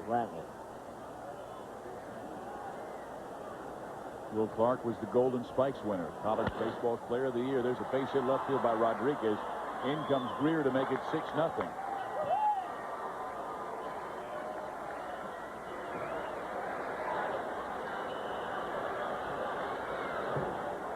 And with the left-hander coming up, out comes Marcel Latchman to visit with Jeff Juden. This got a pitch a little bit up. Was trying for that outside corner, but trying to keep it down. And the Rangers tonight, Sparky, have been excellent with runners in scoring position. With men on base, they are 7 for 16 in the game, while the Angels are 1 for 11. You can have Todd Stottlemyre in the back because he has just made some marvelous pitches at key times tonight. Well, that don't match up to it, though. When you're 1 for 11 and they're 7 for 16, that's bad odds. I don't see too many teams winning with those odds. Those are bad odds. Watson's the left-hander. Fedor's the right-hander. Stottlemyre, who's over the 100 pitch mark, now has a 6-run lead to work with. And the Rangers threatening for more. Juden will face Stevens and Zeal. He's got a lefty, then a pair of righties. Good pitch.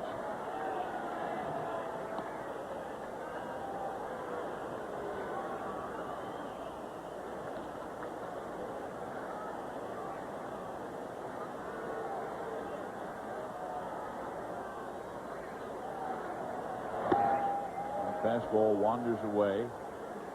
Well, Boston came back and won the second game of the doubleheader with the Tampa Bay Devil Rays. They lost the first 8-4. They've won the nightcap 4-3.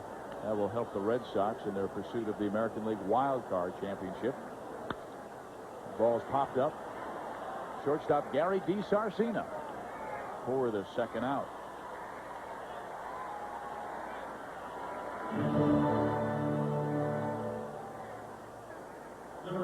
So 2 outs in the 7th inning with Texas leading by 6.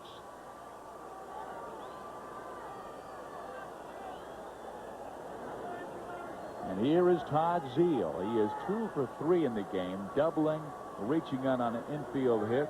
He has driven in a run and scored 2.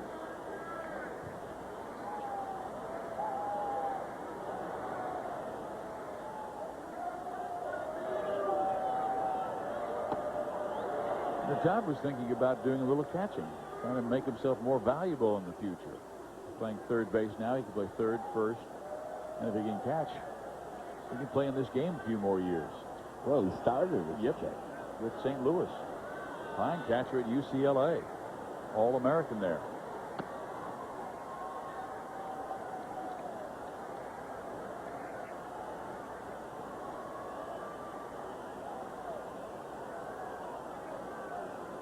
But he grew up a Dodgers fan and then had an opportunity to play there and said it was a dream come true. Then the Dodgers traded him to Florida. A wild deal with Mike Piazza going to the Marlins for Gary Sheffield and Bobby Bonilla, Charles Johnson.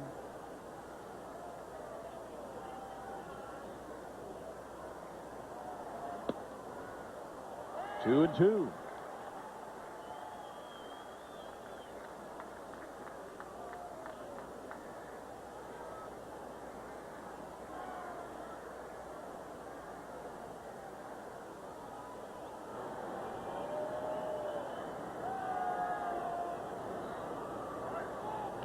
And Todd just thinking that Jeff Juden was taking too much time, so he calls time with runners in first and second, 2 outs. A run already home in the 7th inning with Texas leading 6-0.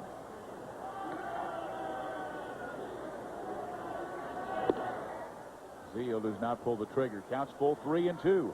Now the runners will be moving with 2 outs in the 7th inning.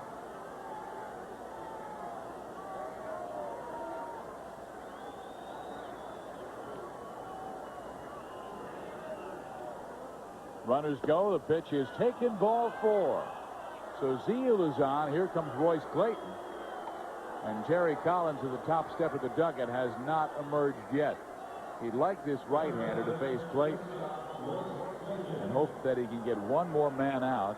Then he's got a lefty and good one, a switch hitter McLemore, and he may go to Alan Watson or Mike Fetters.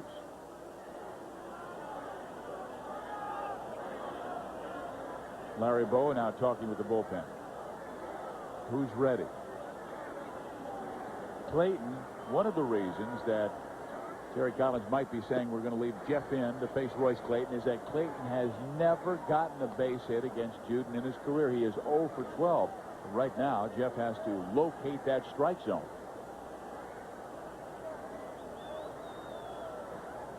I don't like that number 13 staring you in the face. 2 balls, no strikes.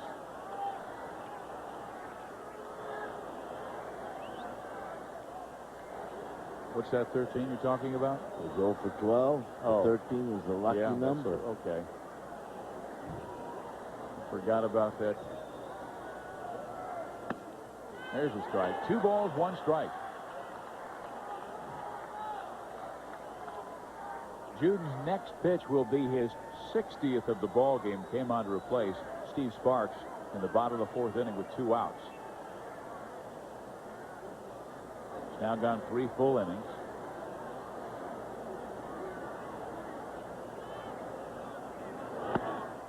Just off the corner. 3-1.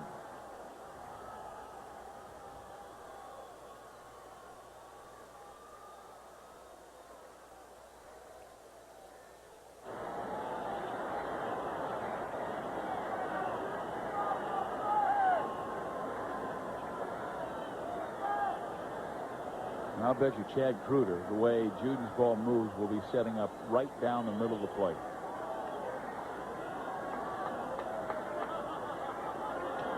Jeff has good stuff. His ball moves well. There's Chad setting up right down the heart of the plate. And his pitch is low. Ball 4. One will score. Out comes Terry Collins. It is 7-0 Texas. And Collins will make the pitching change as Juden has lost it here in the 7th inning. An RBI for Clayton, his first of the game. And Will Clark comes home from third base. We'll be right back.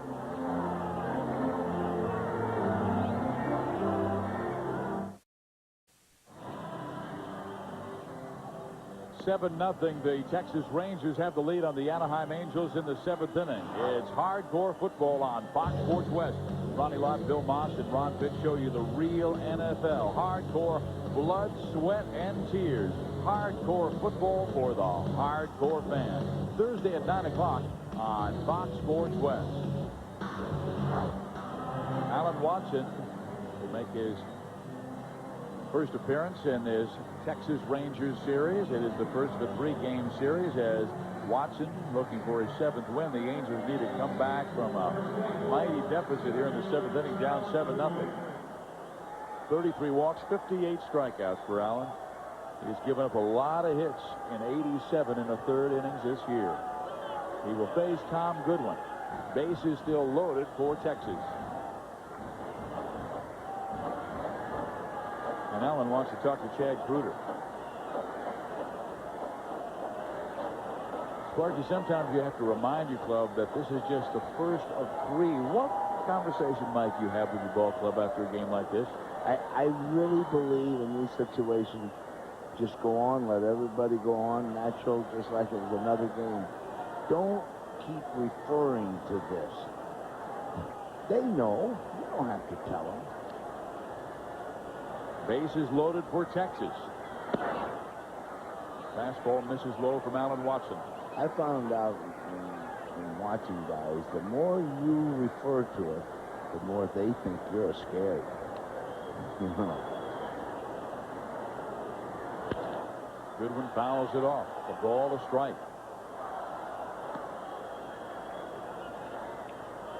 Casey Stengel had the greatest theory, and I marvel at what he told me. When his club was playing good, he would eat them out all the time for every mistake. When they were playing bad, he was very gentle to them. Never blamed for mistakes, nothing. Because he said, they know. When they're playing good, jump all over them because they're feeling real good. They're not going to get down on them. Watson gets the inside corner, 2 balls and 2 strikes. To pat him on the back when things are rough. Kick him when it's going good. Goodwin chops it to second base. Velarde. Erstad is there, and Goodwin is to say he's safe. And a run will score. It is 8-0. Terry Collins will come out to argue with Durwood Merrill.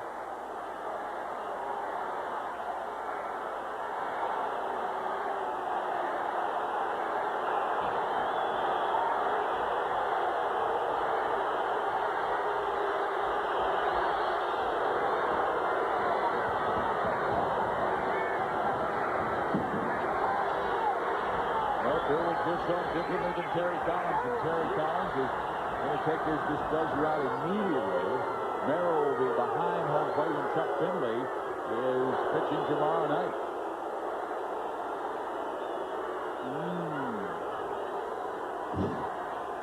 Well, it looks like Collins had a pretty good argument. Oh. Erstad was getting his foot back in time, and Texas was saying, yeah, he's safe. A run will score. It's 8-0 Texas. Stottlemyre on the mound. It could be enough, but still the Angels have 9 outs to go.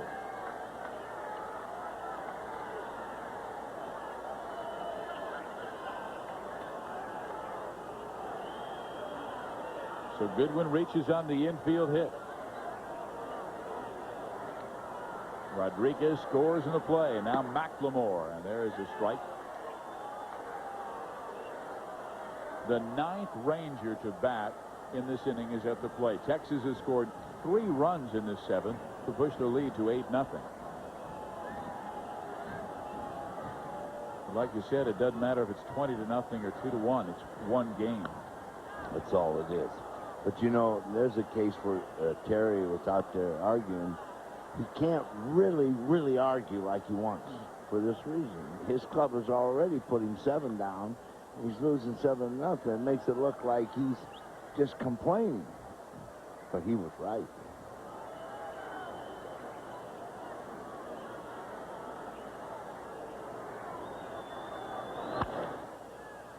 Ground ball foul. Have you ever had an umpire come up to you maybe the next day and say, you know, Sparky, I was wrong about that play. I saw the replay. Yeah. I have. I tell you what, most of them, and there's occasions, but most of them are totally fair, and they want to do things right. Bob Davidson yesterday said, I don't care if it was Mark McGuire's 150th home run. I still have to call the game the way I see it. And thought the fan reached over the line. And I hope that never changes. I hope we never go with the replay. No, absolutely not. Because just like that play, if you got the replay to look at where you see it, but that's what makes this a great game. But had that play occurred on home run number 62 in St. Louis, I don't know if Mr. Davidson would have made it out of Busch Stadium. No, I don't know if he could have made it out of America. I would have been right there to say, touch them all. Go, Mark. Oh, go. Congratulations. I'll be the first friend to greet you at second base. That guy could have reached over and hit him. I said, touch them all. It's good. And Watson strikes out McLemore, but Texas comes up with 3 runs in the 7th to take a commanding 8-0 lead on the Anaheim Angels. Let's take a look at what's coming your way tonight on Fox Sports News following our game. For that, we take you to the Fox Network Center.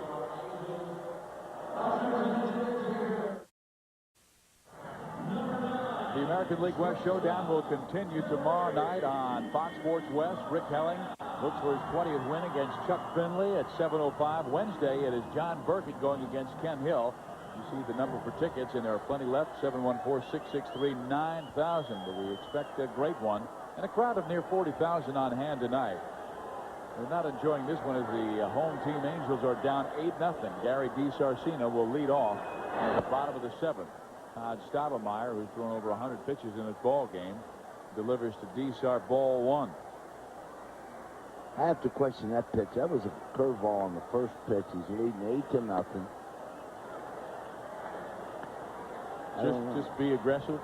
Well, I think you throw it right down Broadway and say, here, hit it if you can. I don't think you start pitching to anybody when you got an 8-run lead. Yeah, but you were a second baseman. You were a manager. You never got to pitch with numbers like that. He doesn't want to give up a run. He wants to pitch. Oh. I got you going. I want 9 outs. There you go. And he has fallen behind Gary DiSarcina 3-0. He went curveball, then fastball low, misses inside with the fastball, and catches the inside corner. Now it is 3-1. DiSarcina 0 for 2, grounded out to third and to short. And 3 for 10 on this homestand. And knocks the ball into center field. A long run for Tom Goodwin, but he gets there. I'm going to tell you something. He's a good outfielder. When he was at Kansas City, I could not understand why they moved him to left and put Damon in center. This kid can outrun a baseball. Well, they said it was Kansas City that really got him started. With the Dodgers system, they said, with Los Angeles, you have to do it immediately. They're not going to be patient with you at all. So he said going to Kansas City allowed him to play, and Casey said, go out there and play. Let's see what you got. He never had a chance with the Dodgers. Had 97 total at-bats over 3 years before they waived him after the 1993 season. I'm going to tell you something. He's a good player, and he's an extremely good player, like Geronimo was in Cincinnati when I was there, when he's surrounded by good offense, where he doesn't have to be really any part of it. And he's a guy I know you would enjoy because he's always trying to improve his game, trying to learn how to bunt better. He has a lot more bunt hits this year and infield hits than he's ever had in his career. Well, they tell me that he's a fine person. Yeah. And, you know, when he went to Fresno State. He's a bulldog. Absolutely. Fastball runs away. Led the nation in steals 2 straight years. Well, what about the Fresno State program? You know, that's a pretty good program. They got a heck of a coach up there. Bob Bennett, the coach.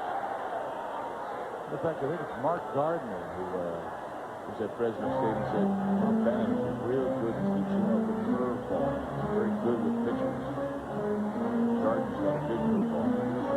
Giants. Giants, yes. Yeah, I've seen him pitch. He does have a good curveball. Here's Greg Jeffries with 1 out. Count is 2-2.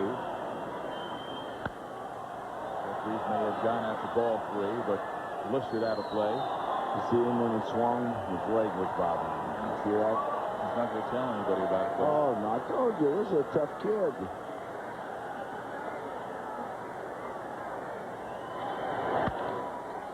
He Look at smacks him. it foul again. You see? Yep. St. Paul.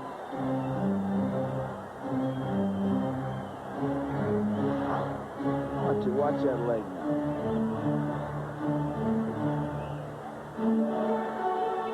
Yeah, it's that right hamstring that just collapses on him. Well, the count's full, 3-2. You know, if Greg gets on, the Angels may just pinch run for him. Might get Orlando Palmeiro. Only Tony Gwynn is tougher to strike out than Jeffries among active players. This guy makes contact and hits the ball hard. Career numbers up over 295. Again, he flips it foul.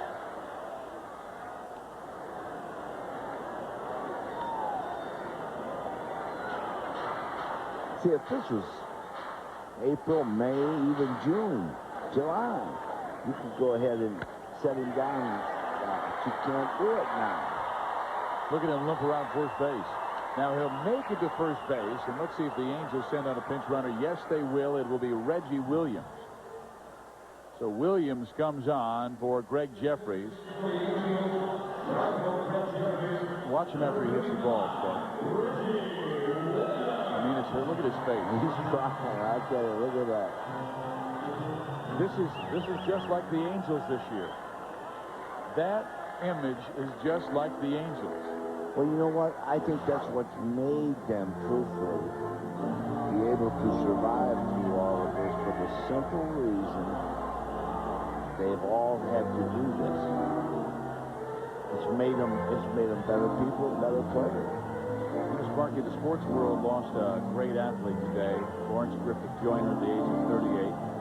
Died of heart failure, but I remember a comment she had when she had that unbelievable Olympics, and she said, you never fail until you stop trying.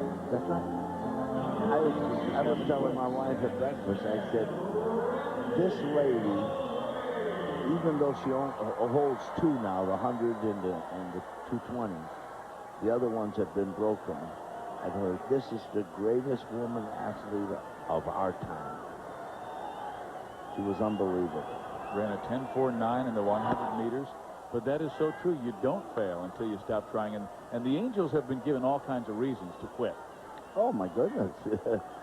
If they had a manager that was willing to complain and accept all that, they would have quit. Good pitch by Stottlemyre, and Velarde's behind the count, 0-2. It was very interesting seeing Terry Collins after Friday's loss. On Saturday, I come into the dugout and sit down next to Terry. He's in great spirits. He's telling jokes. The team's lost 3 in a row. They're down 2 games to the Texas Rangers. He will not let his club read into maybe his personal emotions what's going on in his gut, because he told me off to the side, he said, I'm not getting much sleep. Yeah. But that's why he's such a good manager.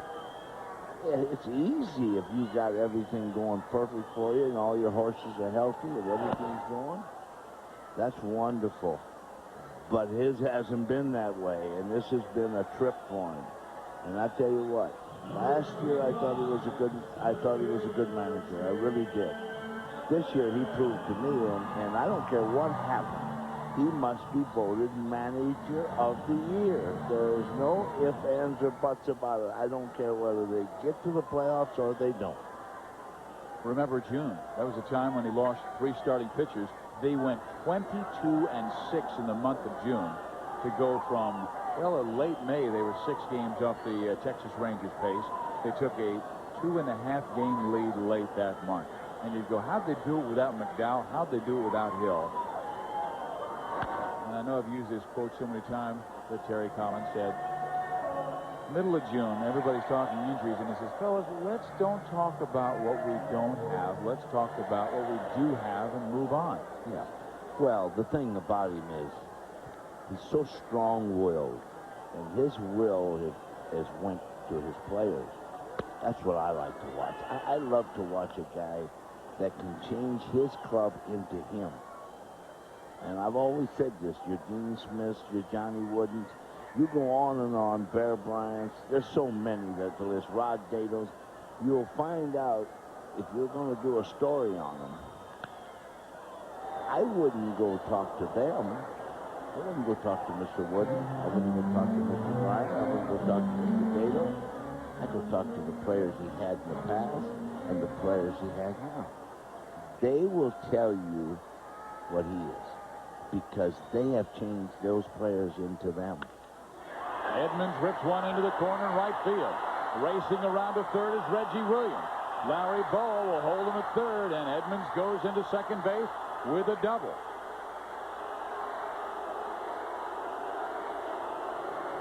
Now the crowd is howling. They're saying, why didn't you send the runner from third base? But Larry Bowa knows how to play baseball, and he was wise in holding the runner at third. Well, Larry would better lose 8-0 than gamble here on that one run. If he gambles here and that guy is thrown out, what do we do now? We still have something going. What do we do now? But for Jim Edmonds, that is his 41st double this year. The club record is 42. Edmonds is at second base and continues to rally. But like you say, if Williams is thrown out at home plate, then the Angels' rally is over, and they've got 6 outs to go. And Salmon shoots it foul. And they're down 8-0. If the score is 2-1, maybe he challenges it. Oh, maybe with 2 out? Yeah, he challenged the 2-1. I always say Larry didn't go to school to eat his lunch. He went to play baseball and also to study. That's right. Salmon, that may have been the pitch for him, and he misses it 1-2 as he fouls it straight back to the screen. I'd be very surprised if Stottlemyre finishes this inning, that he comes out in the 8th. I'd be very surprised. His pitch count now is nearing 120. 126. He threw 120 in the Angels' last win. Johnny Oates will need him again against the Seattle Mariners this weekend. But this is the 4th straight terrific game that Stottlemyre has thrown for Johnny and Dick Bosman on the left side, the pitching coach. 2-2.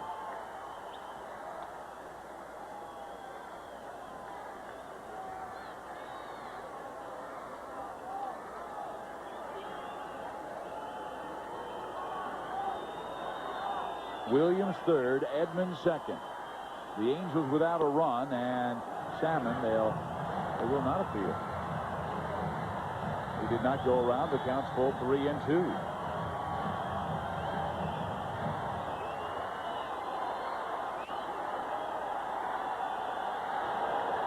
The lefty is Tony Foss's. Tim Crabtree is the right-hander.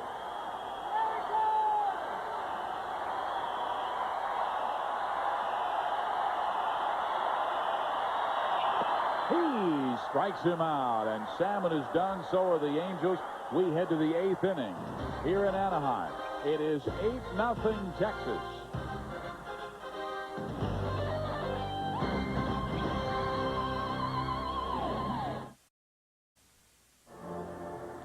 Todd Stottlemyre's evening is over, but boy, was he brilliant tonight. A 6-hit shutout.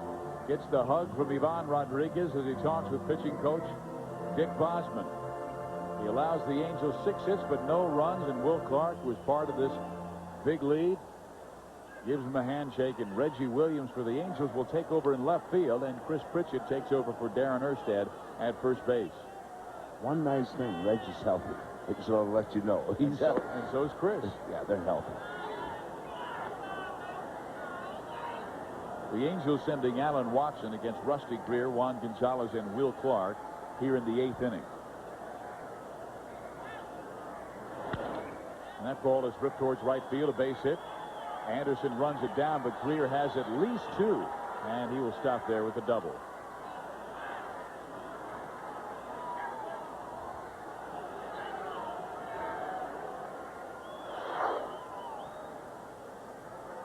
That pitch is too much of the plate. It's right down there where old Rusty likes it. So Greer with the leadoff double. That is his 4th hit of the night. He has singled 3 times. He has doubled now to start the 8th inning. And Juan Gonzalez will step up against Alan Watson. Gonzalez with 44 home runs this year. He has driven in 155 runs. Has just 1 hit and the RBI back in the 1st inning. And he takes high from Watson.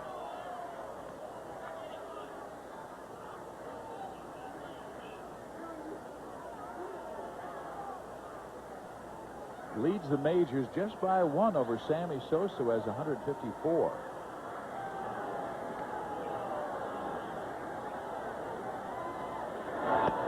Chicago and the Cardinals not playing tonight. Sosa has 63 home runs. Mark McGwire with 65. Mets lead by 1 over the Chicago Cubs in the wild card race.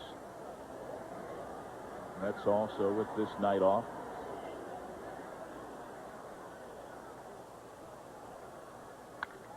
That ball is shot to left field, and it will go to the wall. Greer will come home. It is 9-0 Texas, and Gonzalez has a double.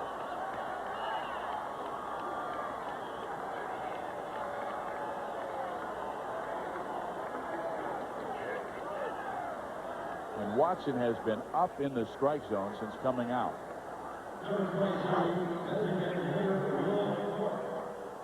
That ball, you get that ball belt high to him, he'll crush it. He crushed that ball. And he now has 156 RBIs. You always like to make the comment, he leaned on that. Yeah, he did. He did. He leaned on it. So back-to-back doubles have made it 9-0 Texas, and the fans beginning to fly out of here. But they'll be back tomorrow night as the Angels send Chuck Finley against Rick Helling. And it was really interesting what Terry Collins did, because Chuck Finley has thrown a lot of pitches lately. He gave him an extra day off. He moved Sparks up because Sparks was knocked out in the 2nd inning, figuring he could go on Monday on 3 days rest, and then he'd have Finley after 5 days rest, give him that extra day to come back. Absolutely the right thing. And like I say, this is the first of 3, but this only the first of 7. There's 6 more after all to go. Big curveball thrown by Alan Watson, and he strikes out Will Clark.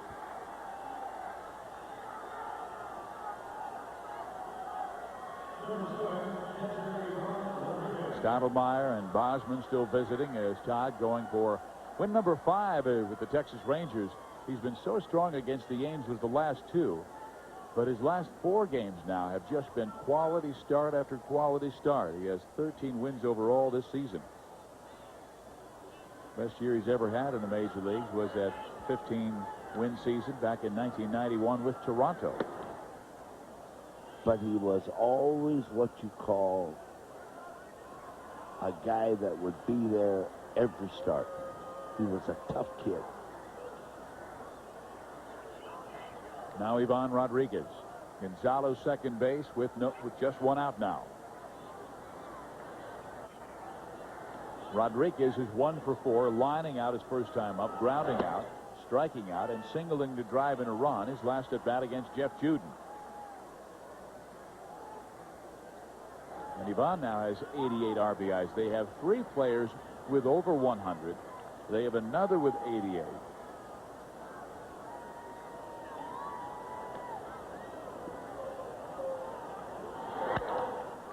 Popped him up right side. Garrett Anderson. 2 outs. Every night on Fox Sports Net, it's Fox Sports News Prime Time. All the scores, all the highlights, and all the breaking stories covering your hometown teams 7 nights a week. We are there. Fox Sports News Prime Time tonight after the game on Fox Sports West.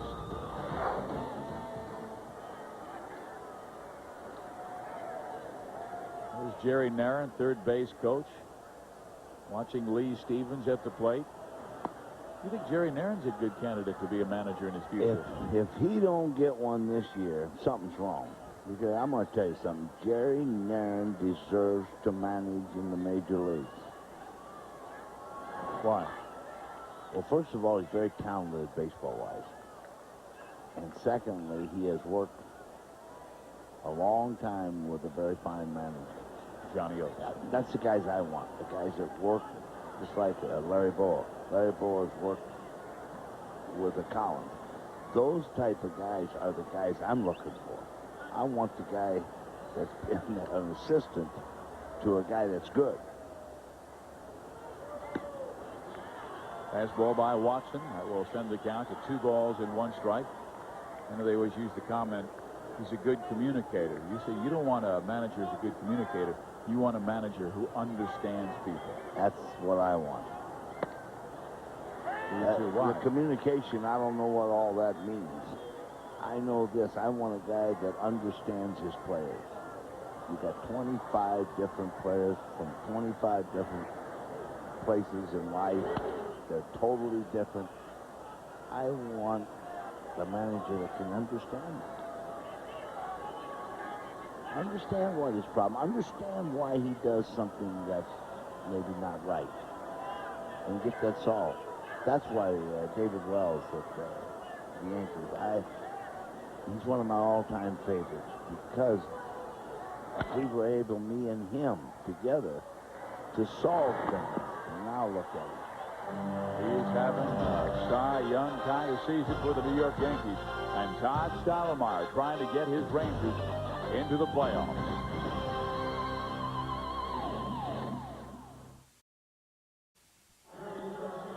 Following the game on Fox Sports News, Cal Ripken returns. Steve Sachs has his Fox scope, and track and field tragedy. Terrible loss of a great star and Lawrence Griffith Joyner. We'll have that and all the scores and highlights from around the major leagues. Well, Cal Ripken did play tonight after ending his consecutive games played streak at 2,632 last night. He played in Toronto, went 2 for 4 against Roger Clemens, and looked very well rested. 24 hours, all he needed. But Toronto won 3-1 as Roger Clemens won his 20th and struck out 15. Is he a horse? He's a horse. That's what you call the horse. Him and that Johnson down in Houston, they're horses. Randy Johnson, was he now 9-1? 9-1. He was a little off that first game, I guess.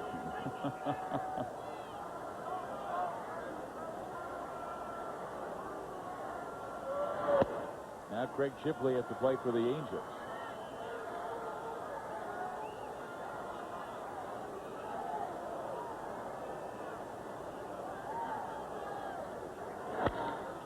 Shipley sends it to center field, right at Tom Gilchrist. He makes the catch. for the first out.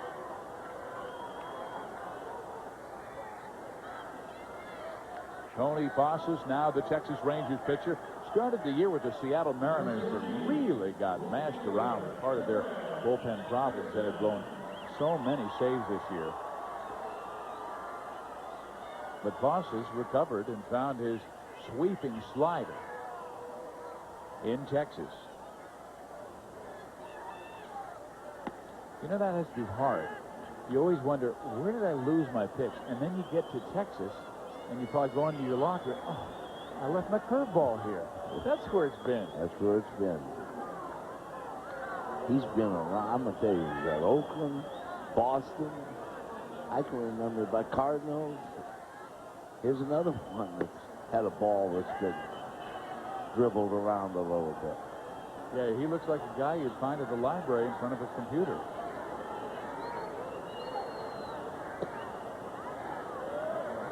But if you're left-handed, you can sweep it away from a lefty. You've got a long life in the major leagues. Well, they won't let you quit. You know, even if you want to quit, they don't allow you to. Ground ball up the middle. Clayton has it. His throw in time to get Garrett Anderson. And that's the second out of the bottom of the 8th inning. Well, if the Angels lose this game and they are down 9-0, it will even the series at 5 wins each. The Angels swept Terry Collins' team in Arlington, winning tonight 9-0. The Angels sending up another pinch hitter in Todd Green. I wonder if Ben Molina will make his first catching activity. There's a swing and a miss on a Bosses sweeper that Green was way out in front of.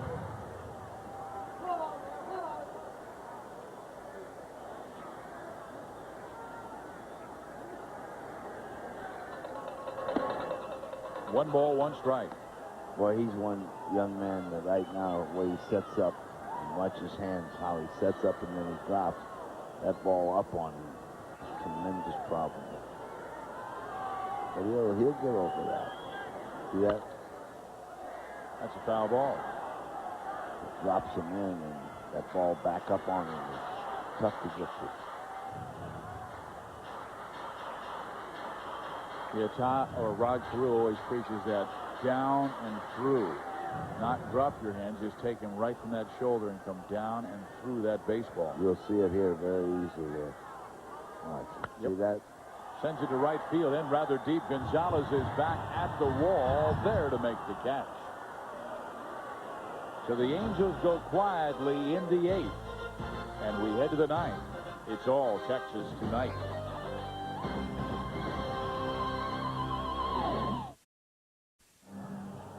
It is Texas all over the Angels in the 9th inning in the first of a 3-game series. Let's check out our Hoover pick of the game. Came way back in the first inning.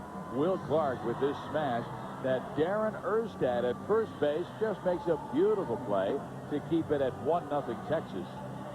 That time a close game. Not anymore. The Rangers have jumped all over the Angels with 1 in the first, 2 in the second, 2 in the fourth, 3 in the 7th, and 1 in the 8th inning.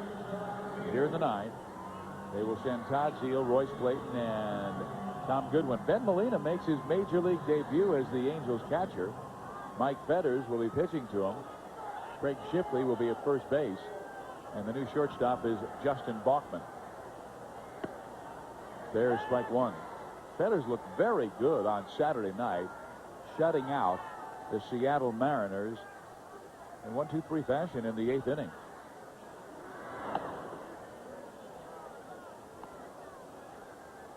And one thing I've noticed, and maybe he was doing it before, but it seems like Mike Fetters is turning his body more. He's closing off that front shoulder. Yeah, but also watch him throw, and when he throws, just watch his shoulder. Just watch his shoulder. Nothing else. That's all you want to watch. Not his front shoulder, but his throwing shoulder. Throwing shoulder. See him cut it off? Well, the reason you cut that off, he's had shoulder problems. And anytime you see a guy cut it off, you know right away that guy had shoulder problems. He could have had it 5 years ago or 1 year ago. What? See him? See him cut it off? Zeal fouls it back. It's 2-2. You just watch that front shoulder. Don't even watch the arm throwing it or anything. Just the shoulder. See him cut it? And he strikes out Todd Zeal on that good split finger pitch. And I'll tell you another trick. If you want to ever see a guy that has elbow problem bothering him, all you want to do is watch him release. In other words, when he releases the ball, he will grab his fist like that. And the reason he grabs his fist is to cut the pain off. Yeah, because the decelerator muscle. And when Bob Gibson at the end there, he was throwing, he had a bad elbow. And when Bob would throw, boom, grab that fist. And back then, it was just a bad arm. You didn't know what was wrong. Yeah, it was just it. But it's really amazing how you can watch a guy. Base hit up the middle by Royce Clayton, his second hit of the night.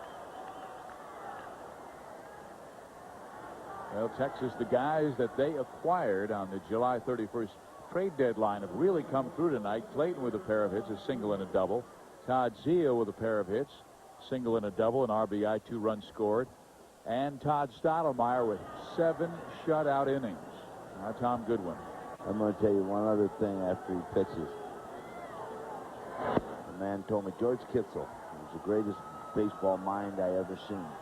Told me, he said, if a guy comes to you and he wants to work out with you, he's been released with somebody, he wants to work out, and he throws for you that day in the bullpen. And boy, you say, boy, he threw good. Oh, yeah, I want to sign him. I said, no. Tell him to come back tomorrow and throw tomorrow, because he said they can do that. Come in and throw good on one day. But that's all they got. The next day, they're in pain. They're down 15 miles an hour. There ain't nothing there. Goodwin, did he go around? Oh. Just shook his head. Said, nope. It's 2-2.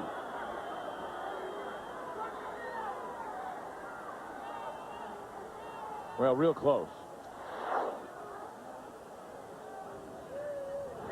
Usually at 9-0, they ring. I was going to say, if I'm on 9-0, you done got a place over on the bench. Dave Phillips. Poor Dave's hurting so bad, though. He's bruised all over. I ain't lying. Who ran over him? I don't know which player it was, but it was at first base. He said up word to me that he says, Barkley, a 54-year-old man does not want to have a collision with a 24-year-old man. Dave's really, oh, he's a good guy. You can always talk to Dave.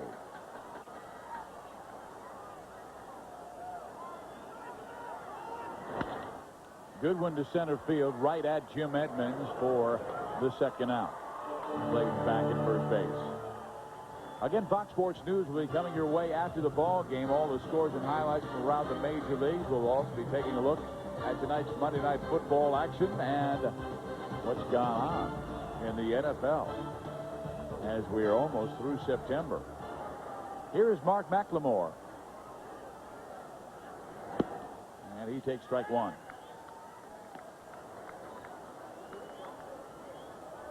The Angels will have up in the bottom of the ninth inning hitters 8, 9, and 1. Troy Gloss, Gary DiSarcina, and then Reggie Williams. Or rather, Justin Bachman, I should say, for Gary.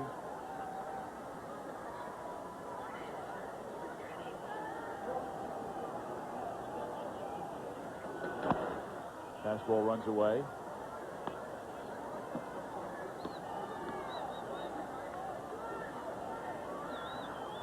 We don't know if there were any double switches where those guys might be hitting. It's not going to matter. You're right. Where the double switches. I'm just wondering if Mr. Molina's going to get his first major league. He's a good catcher. Was he at Edmonton? Just AAA Vancouver. Vancouver. We like his catching ability. Plays in the Winter League every single year. Played it for the championship team last year. There's a ground ball.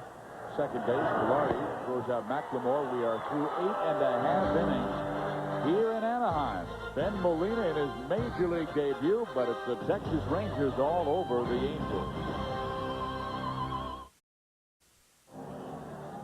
We're in the bottom of the ninth inning. The Texas Rangers with a 9-0 lead over the Anaheim Angels. 14 hits to the Angels 6, and the Angels have erred 2 times in this game.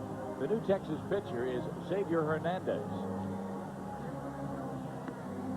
The only man with the first name that starts with X in the big leagues this year. 6-6 his record of 3.5 earned run average. I'll tell you something.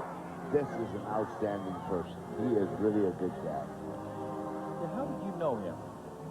Well, it's a funny thing.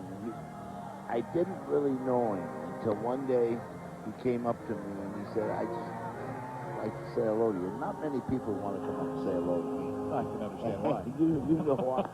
And he did, and then we just became good friends. Isn't she a sweetheart?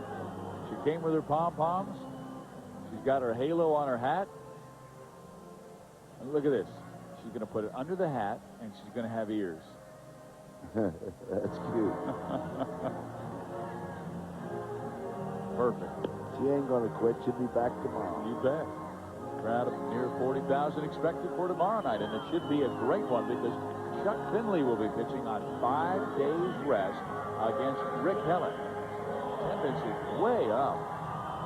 The average this year has been almost 31,000 fans per game. They'll be near 2.5 million when it's all said and done after Wednesday. Over 2 million this year for the first time since 1993. Look at that average. 9,000 from a year ago. Brand new stadium and a fighting ball throw. Here's Troy Gloss to lead things off in the bottom of the ninth inning. Gloss, Bachman, and Reggie Williams. 3 rookies in a row. Gloss with a swing and a miss pulls off that Xavier Hernandez fastball. 1-1. Rod was working with him today when I came in, and I just sat up here and watched it. And what Rod was trying to get him to do is what you said, down and through. He has a long swing, which we knew by watching him before. See, when you see the back shoulder dip, right? Yeah. Okay, when the back shoulder dips, the bat has to come up and around. That's why you want to keep these both. They stay there, your swing is down through, and your back shoulder is coming through the ball above your left shoulder. See that?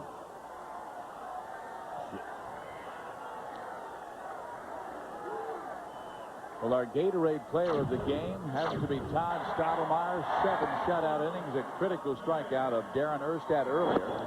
And then he got Kruder. He also would get Paco Martin, and Stottlemyre would later get Randy Velarde. And then Velarde again. Tim Salmon, and Stottlemyre would strike out 6 tonight. 7 shutout innings, as he gave the Angels just 1 run through 8 innings last Wednesday in a victory. Steve, I don't believe it was so much only the 6 strikeouts. I just thought Todd tonight had great command of everything he wanted to do. A couple times he lost a little bit of his command, but he had great command. I'll tell you something. I've seen him enough when he was at Toronto, and he's an unbelievable competitor. He's one of those people you want on your team because he's going to give you a fight. He's not going to run and hide. He'll be there, and he's going to give you a fight. Now, I don't know how much more you can ask somebody.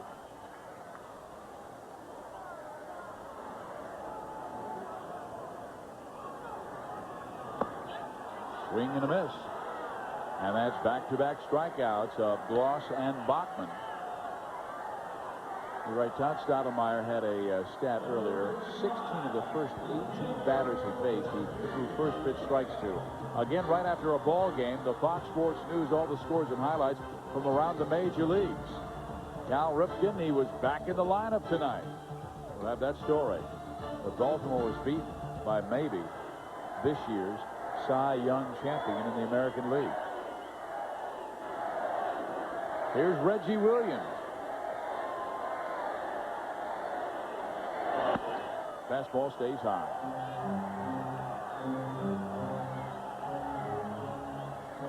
Johnny Oates got a brilliant performance by Stottlemyre. He also got 14 hits, 9 runs from his Rangers.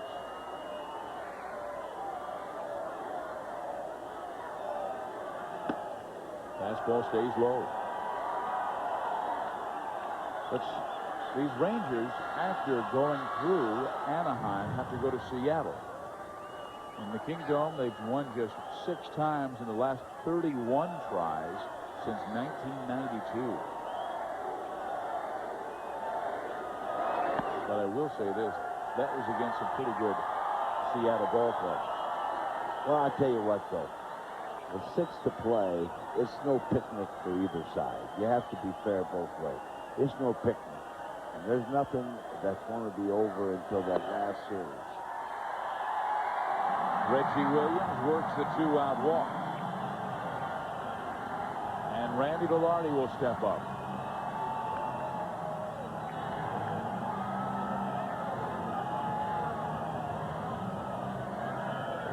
1987, your Toronto Blue, your Detroit Tigers against the Toronto Blue Jays went right down to the wire. Yeah, we had to beat them 3 straight when we were at home, and we beat them the last, or all 3 were 1-run games, but we beat them the last one 1-0, Frank Tanana. And you talk about a man that didn't have a heartbeat. I didn't have a heartbeat.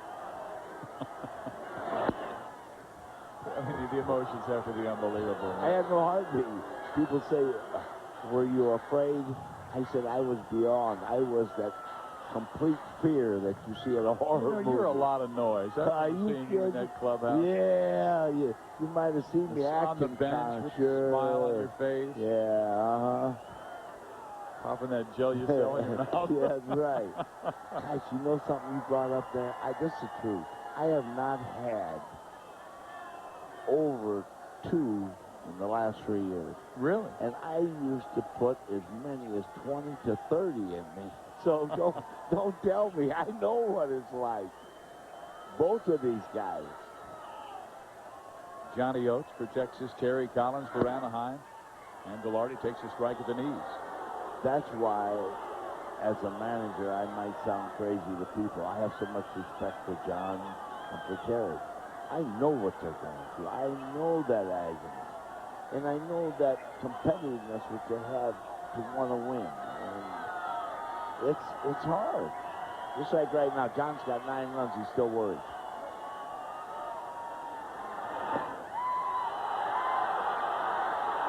Two balls, 2 strikes. The ball got away from Rodriguez, but no reason for Williams to go anywhere. Xavier Hernandez struck out the first 2 Angels he faced in the bottom of the 9th inning in Bloss and Bachman. Williams then worked the walk. Now the count is 2-2 on Randy Velarde, who has doubled to start his at-bats in this game back in the 1st inning, and grounded out and struck out twice, both times against Stottlemyre, who is the Rangers' star tonight.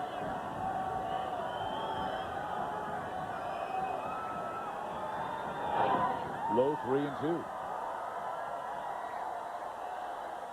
Xavier's just got to throw it over the plate. I don't understand. I never will. I mean, belt high down the middle and tell me hit it as far as you can hit it. That's what Johnny's saying. Why is he throwing his split finger now? That's what he's saying. What is going on?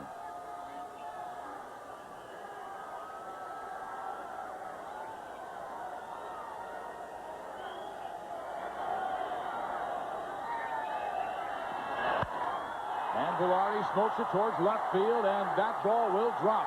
The Angels will score tonight as Williams comes around to score on the double by Randy Velarde. It is 9-1.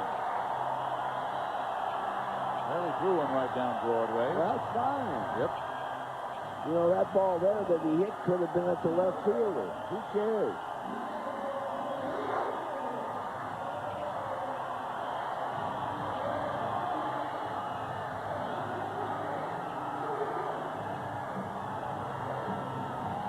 So Jim Edmonds will come up. The Angels down by 8 runs.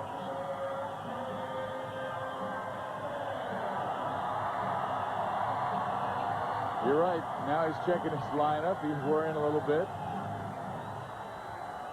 Well, you Not don't that stop much 8 worrying. runs. I know. I'm just. You know, I had 2 outs here right in this ballpark.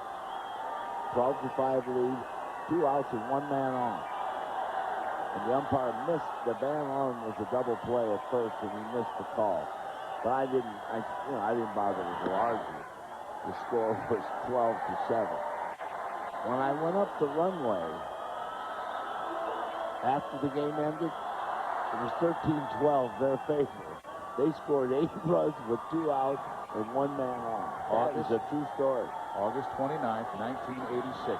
And Gene Mock was the manager. Dick Schofield hit a grand slam Off of Willie Hernandez to the screwball, which just stayed right up there. I'll never forget it. I can see it now. He hit that baby, and I got up and started to walk. And when I got back to the hotel, I told my wife, go ahead and get a pen and stick it anywhere you want on me, because I'm numb. I said, it don't matter. Sparky, there is a Hernandez pitching right now. That's right. Xavier. The Angels won the West that 1986 season, the last time they won the division. Now Edman pulls it to second. Not tonight, but still 2 more to play. Tomorrow night against these Rangers, and again on Wednesday. The first round goes to Texas by a final score of 9-1. So Juan Gonzalez gets 2 more RBIs to push his season total to 156. The final score, Texas 9, the Angels 1. So for Sparky Anderson, I'm Steve Physioc saying so long from Edison International Field.